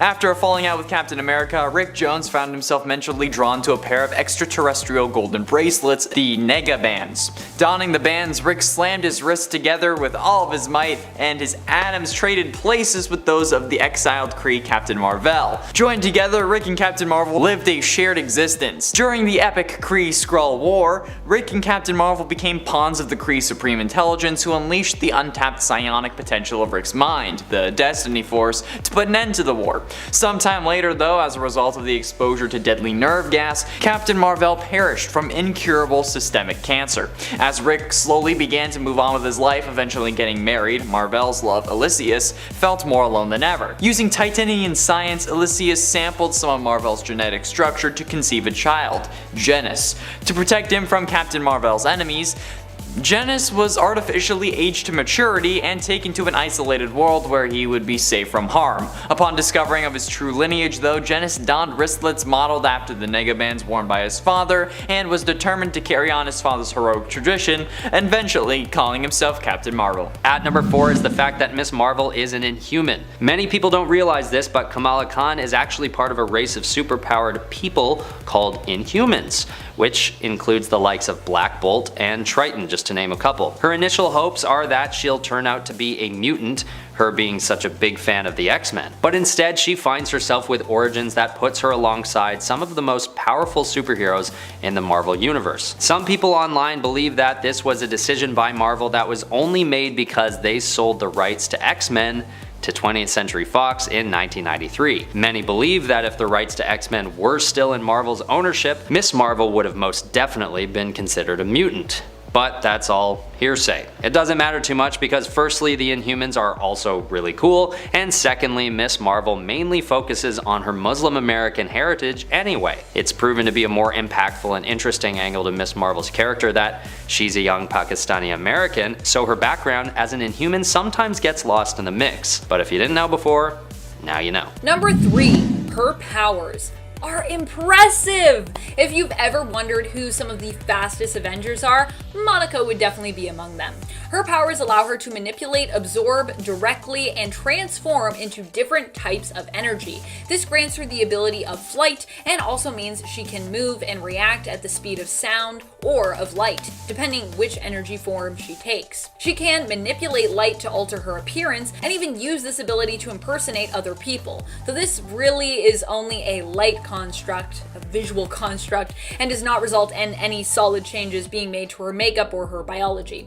In many of her different energy forms, she can also become invisible and has also been said to have a cosmic level of awareness or sensitivity due to her being more energy now than human really, even in her neutral state. Her powers having changed her own senses basically. There was also a time when Monica kind of became a little more depowered to turn down how OP she was. But yeah, she's really OP now, which is great. At number 2 is the fact that the comic book series Ms. Marvel was actually expected to fail. And this wasn't just expected by critics, but by the writer herself. G. Willow Wilson, the head writer of Ms. Marvel, was quoted saying explicitly that, quote, "A series like this was, by the superhero industry math of the time, doomed to fail. It was the trifecta of death. New characters don't sell, female characters don't sell, minority characters don't sell." Her words, not mine. But this may come as a surprise to many readers of this series and even viewers of this video right now, considering the series and the character of Kamala Khan have gone on to be a story of mass success. But to Wilson's point, back in 2014, despite it only being 8 years ago when the Ms. Marvel series was first released, the social climate was quite a bit less liberal than it is today. So Wilson wasn't messing around when she suspected the series would fail. It really did have a lot going against it, at least in the data. But sometimes there's a cultural pocket that opens up without most of us realizing it, which allows things that would normally be rejected to be accepted with open arms by the people of the world. And it seems as though this was one of those instances. And we're glad that that happened, because now we get to make lists about one more awesome superhero in the Marvel canon. It's a win-win all around. Finally, at number 1 is the fact that Ms. Marvel, aka Kamala Khan, is the first Muslim character to headline a Marvel publication, male or female. Upon the release of Ms. Marvel issue 1, 2014 was the first year that Marvel opened up to a whole new community of readers who could relate to the struggles and also the triumphs of a Muslim American superhero. Sana Amnat, the original creator of the Ms. Marvel character, was quoted saying she wanted to, quote, "explore the Muslim American diaspora from an authentic perspective."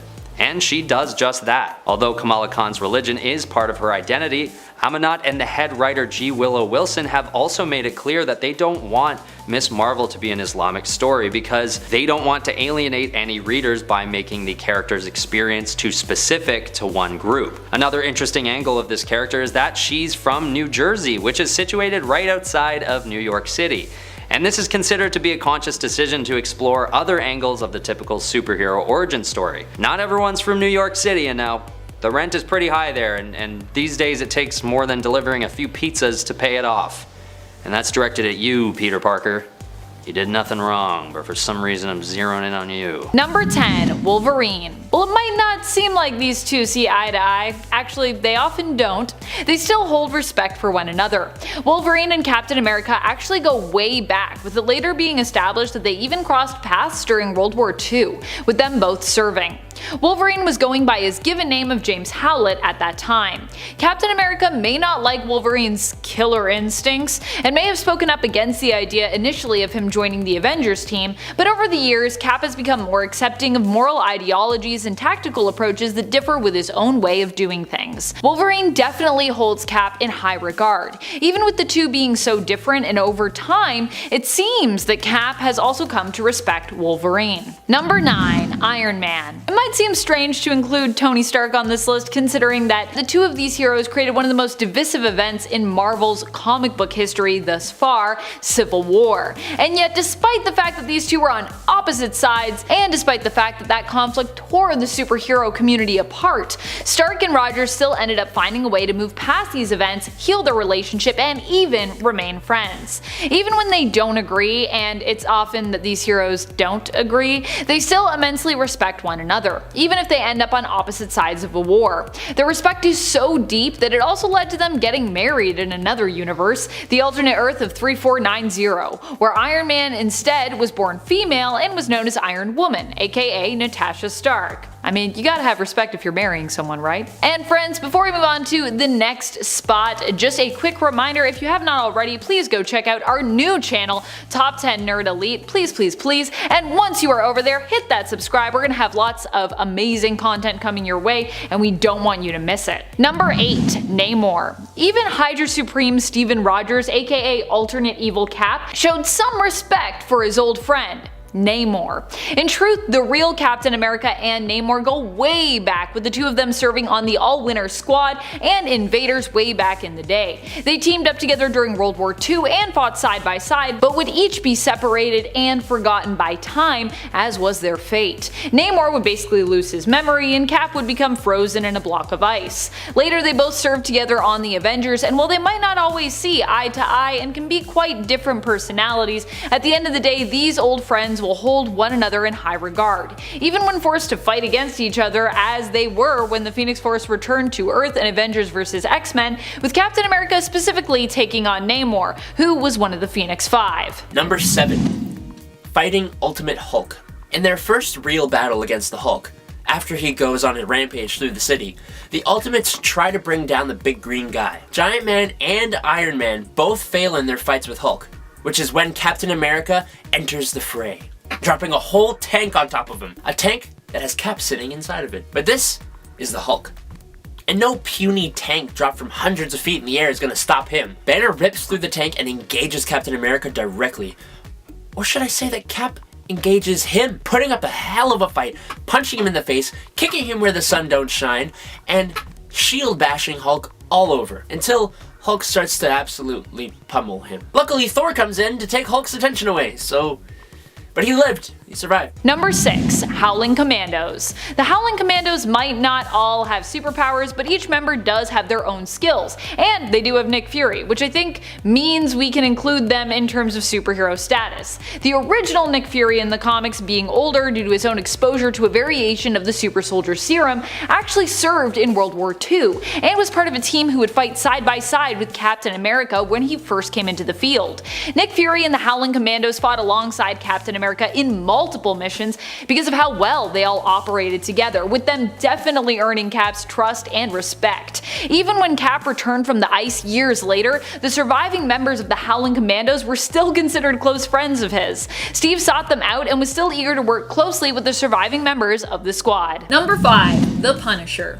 That's right, in Marvel's marvelous world of what ifs, anything is possible, including a world where Frank Castle ends up being chosen to be Captain America instead of Steve Rogers. He does eventually get carried away, like we are so used to seeing him do, and attempt to go on a murderous rampage, but in the end is reined in by none other than Steve himself, who reminds him that he is a role model for all of America, and that he basically has to be better. When Castle offers the mantle of Captain America to Rogers himself, he actually refuses, saying that Frank needs to be Cap because he is a living, mortal man, which makes him, I guess, more relatable to the American people, because in this reality, Rogers is a cyborg. I guess we can't relate with cyborgs. I feel like that's a weird lesson. So yeah, Frank stays on as Captain America, and Steve goes on to fight crime as the Captain. Cyborgs can't be Captain America. How dare they? Number 4, Human Torch. We're not talking about the Human Torch Johnny Storm of the Fantastic Four. No. Here we are talking about the android version of the hero who fought in World War II and shares similar abilities but is a completely different being with a completely different name, Jim Hammond. Jim was an AI android created by Professor Phineas T. Horton. Human Torch would end up becoming a superhero and ally to Captain America, Bucky Barnes, and even Namor, serving on both the All-Winner Squad and the Invaders as well. I would argue that because Cap and Hammond had have never really had much reason to fight, that he is even more respected by the hero than Namor. Bucky Barnes, when he was Captain America, even risked his own life along with Namor just to rescue Human Torch's remains, and to prevent them from being used in a plot to destroy half of the human life on planet Earth. Which is both nice, but also probably very important, because, you know, heroic stuff, but also, you know, you gotta save your friend's remains. I think that's also important. Number 3, Isaiah's Truth. The final issue of Truth, Red, White, and Black is present day, with Steve Rogers approaching a man near the grave of Harper Price. He has questions about Isaiah and what happened to him. Now, this guy at first doesn't even take Steve seriously. He explained how Project Super Soldier was born when the Germans were still the German government, if you catch what I'm saying. Now, since Rogers was stuck in the Pacific, they needed someone. They needed Bradley. Now, Steve's not happy at this point. He tells Price that the war was about saving people, not endangering them. Now, Price gets what he deserves when Rogers informs him that 2 days earlier he bought enough of Koch International stocks, and that he'll be at the next meeting ready to kick out Price, where he'll then be arrested for all those lives lost. And then we cut back to present day, and although they were sworn to secrecy, the visitors that Isaiah would get were quite a big deal. And yes, Isaiah Bradley is still alive. In 1960, on the day of Kennedy's inauguration, Isaiah was granted a full pardon and he was sworn to secrecy. Number 2, Falcon. One of the heroes Captain America admires the most has to be his good friend Sam Wilson, aka Falcon. Falcon is one of the heroes who ends up also holding the mantle of Captain America, and for good reason. Aside from Cap, he is also a person who aims to stand up for American ideals, liberty, equality, and justice. In the Marvel Cinematic Universe, we saw Steve Rogers respect through his actions as well as his words, when he chose to pass on the mantle of Captain America and his shield to Falcon. Sam, however, wasn't initially so sure of how concrete the sentiment was, or if he was ready for the title, but by the end of his and Bucky's Disney Plus series, he found his way to accepting Rogers' offer and his respect. Number 1, Winter Soldier. While Steve was horrified to learn what had happened to Bucky after he went MIA many years before, and much later resurfaced as a super soldier and brainwashed operative and assassin Winter Soldier, over time he would once again come to respect and cherish his friendship with Bucky.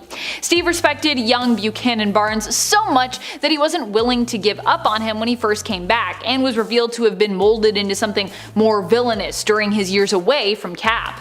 Instead, out of respect for his former partner, Steve worked hard to free him from his brainwashing and give him back his former memories, allowing him to once more think and act for himself, using his own sense of right and wrong as opposed to doing what he'd been programmed to. Number 10, Nicholas Trask. We're starting off this list with a regular human, but that doesn't mean he isn't important. Nicholas Trask is a crime lord and gangster, and it was his villainy that actually created the She-Hulk when she first appeared in Savage She-Hulk #1. Not only that, but he is actually responsible for the passing of Jennifer's mother and best friend. He ain't a good dude. When Jennifer was defending another gangster in court, one who was double-crossed by Trask, Trask nearly ended her life as well. And on the second attempt at her life, she was exposed to the gamma radiation that transformed her into She-Hulk. Similar to how her cousin Bruce Banner became the Hulk. But he's still just a plain old humie, so number 10 for you, Nicholas. Number 9, Clockwise. Anyone who messes around with time has a power that can be potentially very powerful. Clockwise was a time-traveling villain from the Earth 6023. While he is a regular human, he wears a special suit that gives him his powers of limited time travel back and forth through time. He also uses a weapon called the Retroactive Cannon, which gives him the ability to erase heroes from existence. A pretty alarming thing to be able to do, to say the least. When he first appeared in She-Hulk Volume 2 #3, he infiltrated the Time Variance Authority. Yes, the TVA, while She-Hulk was there on trial, and using his cannon, he began eliminating some heroes. Luckily, She-Hulk was able to beat him, but we honestly don't know much else about him at all. I hope he shows up again because, I don't know, I think he's got some potential. Number 8, Ultima. First appearing in Savage She-Hulk #9, Ultima is one of She-Hulk's Better Rogues Gallery members. Ultima Wordman, yes, that's her actual name, is the daughter of a cult leader named The Word, and she dated a man who was part of said cult called Randolph Harrington. Now, unfortunately for Ultima, Randolph wasn't really a fan of cult life and wanted out. His parents hired Jennifer Walters as a lawyer to help. So obviously Ultima ain't too friendly with Miss Walters already. Ultima had super strength, speed, and durability, and is a really good hand-to-hand fighter, which she utilized to at least match Jennifer Walters in fights a few times. She could also use the two cults she had been a part of to help her in those fights, because having backup always helps, obviously. In the first few conflicts though, she ends up being paralyzed by She-Hulk. That didn't stop her as she just went away, recovered, and came back with a new cult. So yeah, she is pretty dangerous for Miss Hulk. Number 7, 9939 She-Hulk. Sounds like a hotline, it's not. So this Earth 9939 is this alternate version of our common 616 Earth. So Baron Strucker, the 5th, came from Earth 8410, stay with me here, came from the future into the past of Earth 616 and killed most of our heroes that we know. Wah wah. See, most of our heroes, but not all of them. Jennifer Walters was one of the survivors, and now she lives in this dystopian tech future, even engaging in a relationship with Rhino. You know, Rhino, like Paul Giamatti. Remember Paul Giamatti as Rhino? I mean, the guy's great, never phones it in. Fred Claus, let's go. So, they go back in time to defeat Charnel, to prevent the dark future that they came from. And sure, she died in the final battle, but I think she pulled off enough of her own weight here. Like, kinda crushed it, Jen Waltz. Kinda crushed it. Number 6, Behemoth. Manfred Haller is a strange one, to say the least. Manfred was a hydraulics engineer who created an exoskeleton that gave its user super strength. But for some reason, he made it in the shape of an elephant. He first appeared in Savage She-Hulk number 17, when he proved the power of his exoskeleton by fighting She-Hulk and nearly defeating her before he stopped the fight. So he is clearly a very intelligent guy who made a pretty powerful invention. So it's kind of confusing to me as to why he would allow this exoskeleton tech to find its way onto the black market, prompting Stark Industries to run him out. After that whole debacle, he ended up coming into contact with a shard of a crystal of Sidorak, which turned the elephant exoskeleton into his actual exoskeleton, which is a form he can switch in and out of at will. He then returned as the villain known as Behemoth, or Man-Elephant. He is strange for sure, but do not underestimate the power of this guy. Number 5, Star Fox's defense. Even more terrifying is somehow Jennifer ended up as Star Fox's defense lawyer. Granted, this was before she knew she was being manipulated, but really, Jennifer? This case involved a lot of instances of evidence against Star Fox. It's made pretty clear that he was actually manipulating even the court the whole while. You might be thinking, I know what's happening here. When they had the trial later on Titan where She-Hulk found out about her false relationship with John, she was going to find out that Star Fox was manipulating her the whole time. But no, they did not give her an easy way out. She actually discovered that while she had been influenced by Star Fox in regards to her feelings about Man-Wolf, she had not been influenced into defending him or sleeping with him.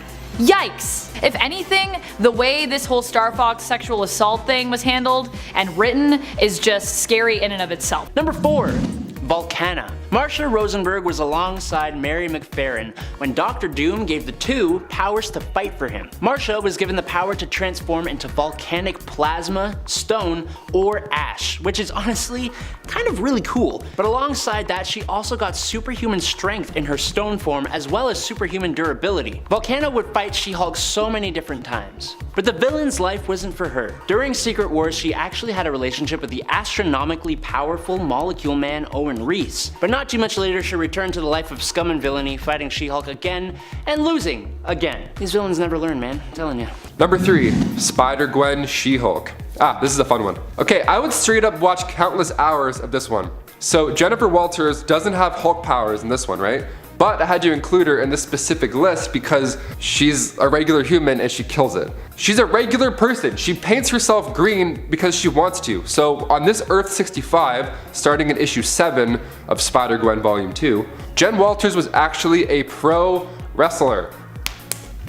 Yeah, and if that wasn't already intimidating enough, she ended up becoming Gwen Stacy's defense attorney. This show would be epic. I really hope we get something similar for her Disney Plus show. Just painting herself green, getting hyped up. Maybe she grew up watching the Avengers on the news, gets herself all amped up, slams people through some tables, go to court, shake some hands. That's a warrior right there, people. I need to see this. Debit. I'm buying this movie. Number 2, Absorbing Man. The man who would become this overpowered villain first appeared in Daredevil number 1, but it wasn't until Journey into Mystery number 114 that he gained his powers. Absorbing Man has the power to take on the properties of anything he touches. He was able to mimic the properties of Thor's hammer Mjolnir, the strength of Thor himself, and also the power of the Odin Force. And he has even become pure gamma energy at one point. It's honestly kind of ridiculous. In his fight with She-Hulk in She-Hulk Volume 2 number 23, She-Hulk actually reveals one of his main weaknesses. While he is able to control what he absorbs, he can't control it if there is like just too much of whatever thing is around him. So, for example, like if you put Carl here in a room and you fill that room up with like a ton of oranges or something like that, Carl wouldn't be able to resist taking on the properties of an orange. So now you can think about how that works because I've had an absolute enough of this. Okay, let's move on. Number 1, Abomination. Another gamma mutate. Emil Blonsky has historically mainly been a Hulk villain, and he still is, but him and She-Hulk have had their fair share of run-ins. With the new She-Hulk show coming up, in which Abomination will play a large part, it's only fair to mention him. And as he is an incredibly powerful villain that has given even the Hulk some trouble, he deserves to be here. Apart from his immense strength and durability, Abomination can generate toxic gamma radiation that's lethal to anyone who comes close, besides other gamma mutates, like She-Hulk. He also has an incredibly strong healing factor that gives him a massive leg up in battle. He first appeared in Tales to Astonish number 90 as a Russian spy who intentionally gammas himself into becoming this monstrous thing. So as a spy, he also comes with all that knowledge and combat experience. Not to mention that he retained all of his intelligence because, I mean, can't turn back into a human, so it's only fair that he's at least smart too, I guess. Number 10. Willing himself out of a cosmic cube. In Captain America issue 446 in 1968, the Red Skull has captured Captain America inside a cosmic cube, making Steve live in a fantasy where he saves Dr. Ernstein, Bucky never dies, and he gets to see his mother, giving him the goal of defeating the German stash. You know, the task he was created for. His whole dream inside the cube is created from his subconscious desires. It's much like a real dream, where some things just don't make much sense at all. The dream takes place during World War II, but some people have cell phones, and there are technologically advanced airships. That kind of thing. Eventually, Cap and Bucky Barnes make their way to the bunker that the German stash is supposedly in.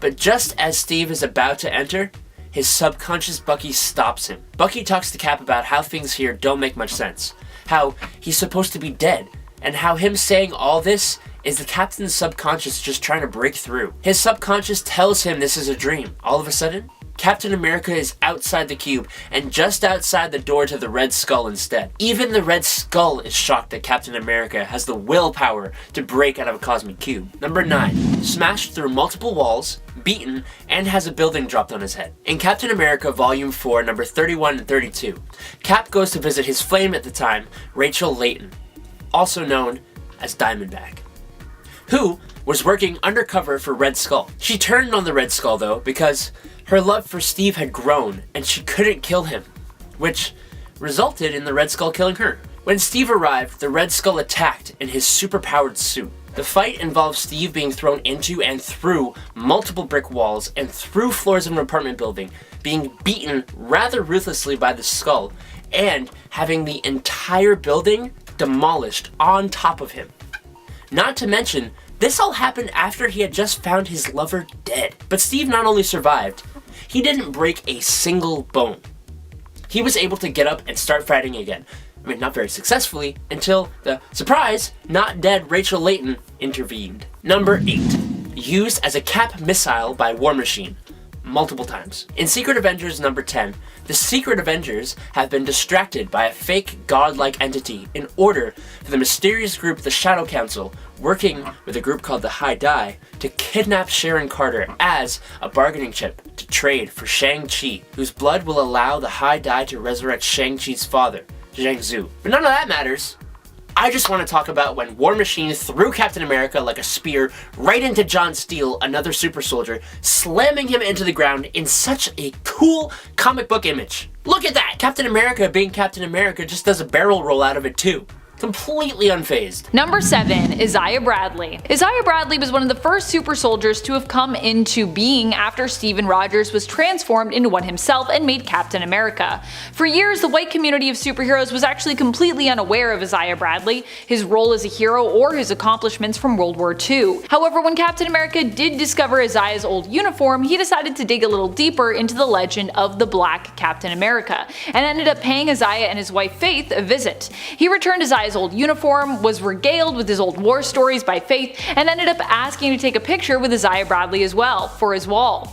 Once he learned of Isaiah Bradley and his role, Captain America too became one of the heroes to respect and admire him. Number 6.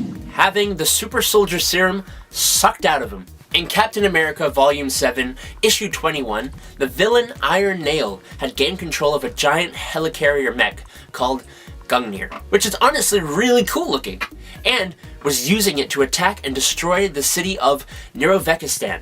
I'm so sorry if I messed that up. The captain had infiltrated the mech and was confronting Iron Nail inside. Now look, his name may be lame, but in their fight he actually stabbed Captain America multiple times with tentacles that pulled the super soldier serum right out of his body. This caused Steve to be depowered, and on top of that, it rapidly aged the captain. Right as Steve was about to save the day too. Just kidding!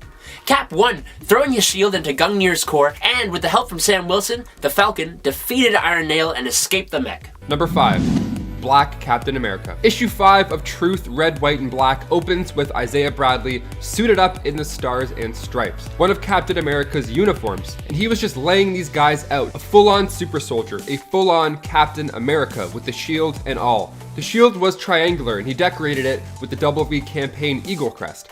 Now the German soldiers thought that the Americans were bombing them, but they didn't see any planes. They had no idea what hit them. This was the mission of his life. He had to lay TNT down all over the German camps. He was crying while he did this entire thing. It felt awful. He had to do this. He tried to save everybody held at this camp. He did what he could, and at the end he was assumed to have not survived. Issue 6 shows us Isaiah Bradley is captured. He's being held at the base, still in uniform. Then the issue cuts back and forth between present Cap, Steve Rogers, interrogating Merritt, and that's when he finds out about the secret history of Black Captain America. Number 4.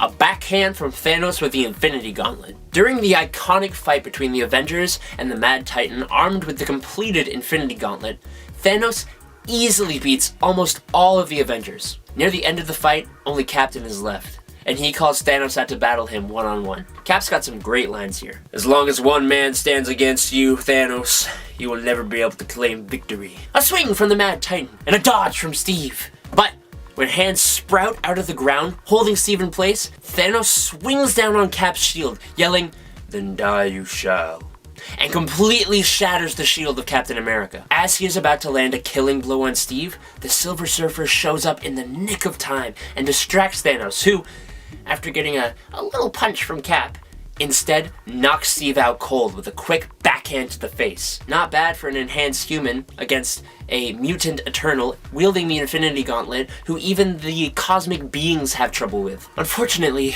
us here at Top 10 Nerd, we don't have a super soldier serum. We gotta do this to survive. And it's because of you guys that we are able to do that. When you guys subscribe and like our videos, it lets YouTube know that we deserve to be here. Thank you guys for all your support. Alright. John Walker was the man chosen to replace Captain America after he quit, more permanently this time. Captain America decided to leave the mantle behind when he no longer felt it was a good idea to be working for the government, who at the time were quite corrupt. Although Steve Rogers would continue to operate as a hero, he wouldn't be able to use the name of Captain America as, well, it technically belonged to the federal government. Instead, he would become known as the Captain, and the US government would recast the heroic role of Captain America. John Walker ended up being the man they chose, who proved to be a much more violent and ruthless Captain America in comparison to Rogers, having no qualms about killing those who got in his way. In the end, Rogers was able to convince Walker of his misdeeds and even helped him to reform. Walker ended up giving the mantle back to Steve and would go on to become the redemption-seeking hero US agent. Number 2. Zola virus. When Captain Rogers is teleported to the Zola dimension in Captain America Volume 7 in 2013, he is infected with a virus called the Zola virus, which puts him in constant pain and attempts to slowly take over his mind. While in Dimension Z, Steve gets his butt beat by Jet Zola, Arnim Zola's daughter, who counters his every move, almost breaking his back, and pushes him into a crowd of mutates who chew him up a bit. Then his ribs are broken and beaten by gamma-mutated cloned monstrosities of himself called Captain Zolandia. He gets blasted by Zola using his robotic body, and to top off the fight, he falls off of a cliff. Cap then just gets up, and using a knife, he cuts the Zola virus out of his chest. He cut a hole in his own chest and went on fighting. His mother did tell him getting back up was always the right thing to do though. Number 1, getting capped in the dome. Captain America has been shot so many times it makes 50 Cent jealous. Cap's been shot in the gut from a sniper, shot in the shoulder, shot in the leg multiple times and didn't even notice or care. But did you know that Steve Rogers has been capped in the dome? In Captain America and the Falcon issue 13 in 2011, Captain America takes a bullet to the dome that was meant for Sam Wilson. He was immediately rushed to hospital, and though he put up a fight, he was pronounced dead at 3:08 a.m. At the beginning of the next issue though, he suddenly wakes up, with the cause of his revival being placed on his, and I'm quoting this, unique metabolism. Captain America died for a grand total of 12 minutes that day, but he survived because of his metabolism. What?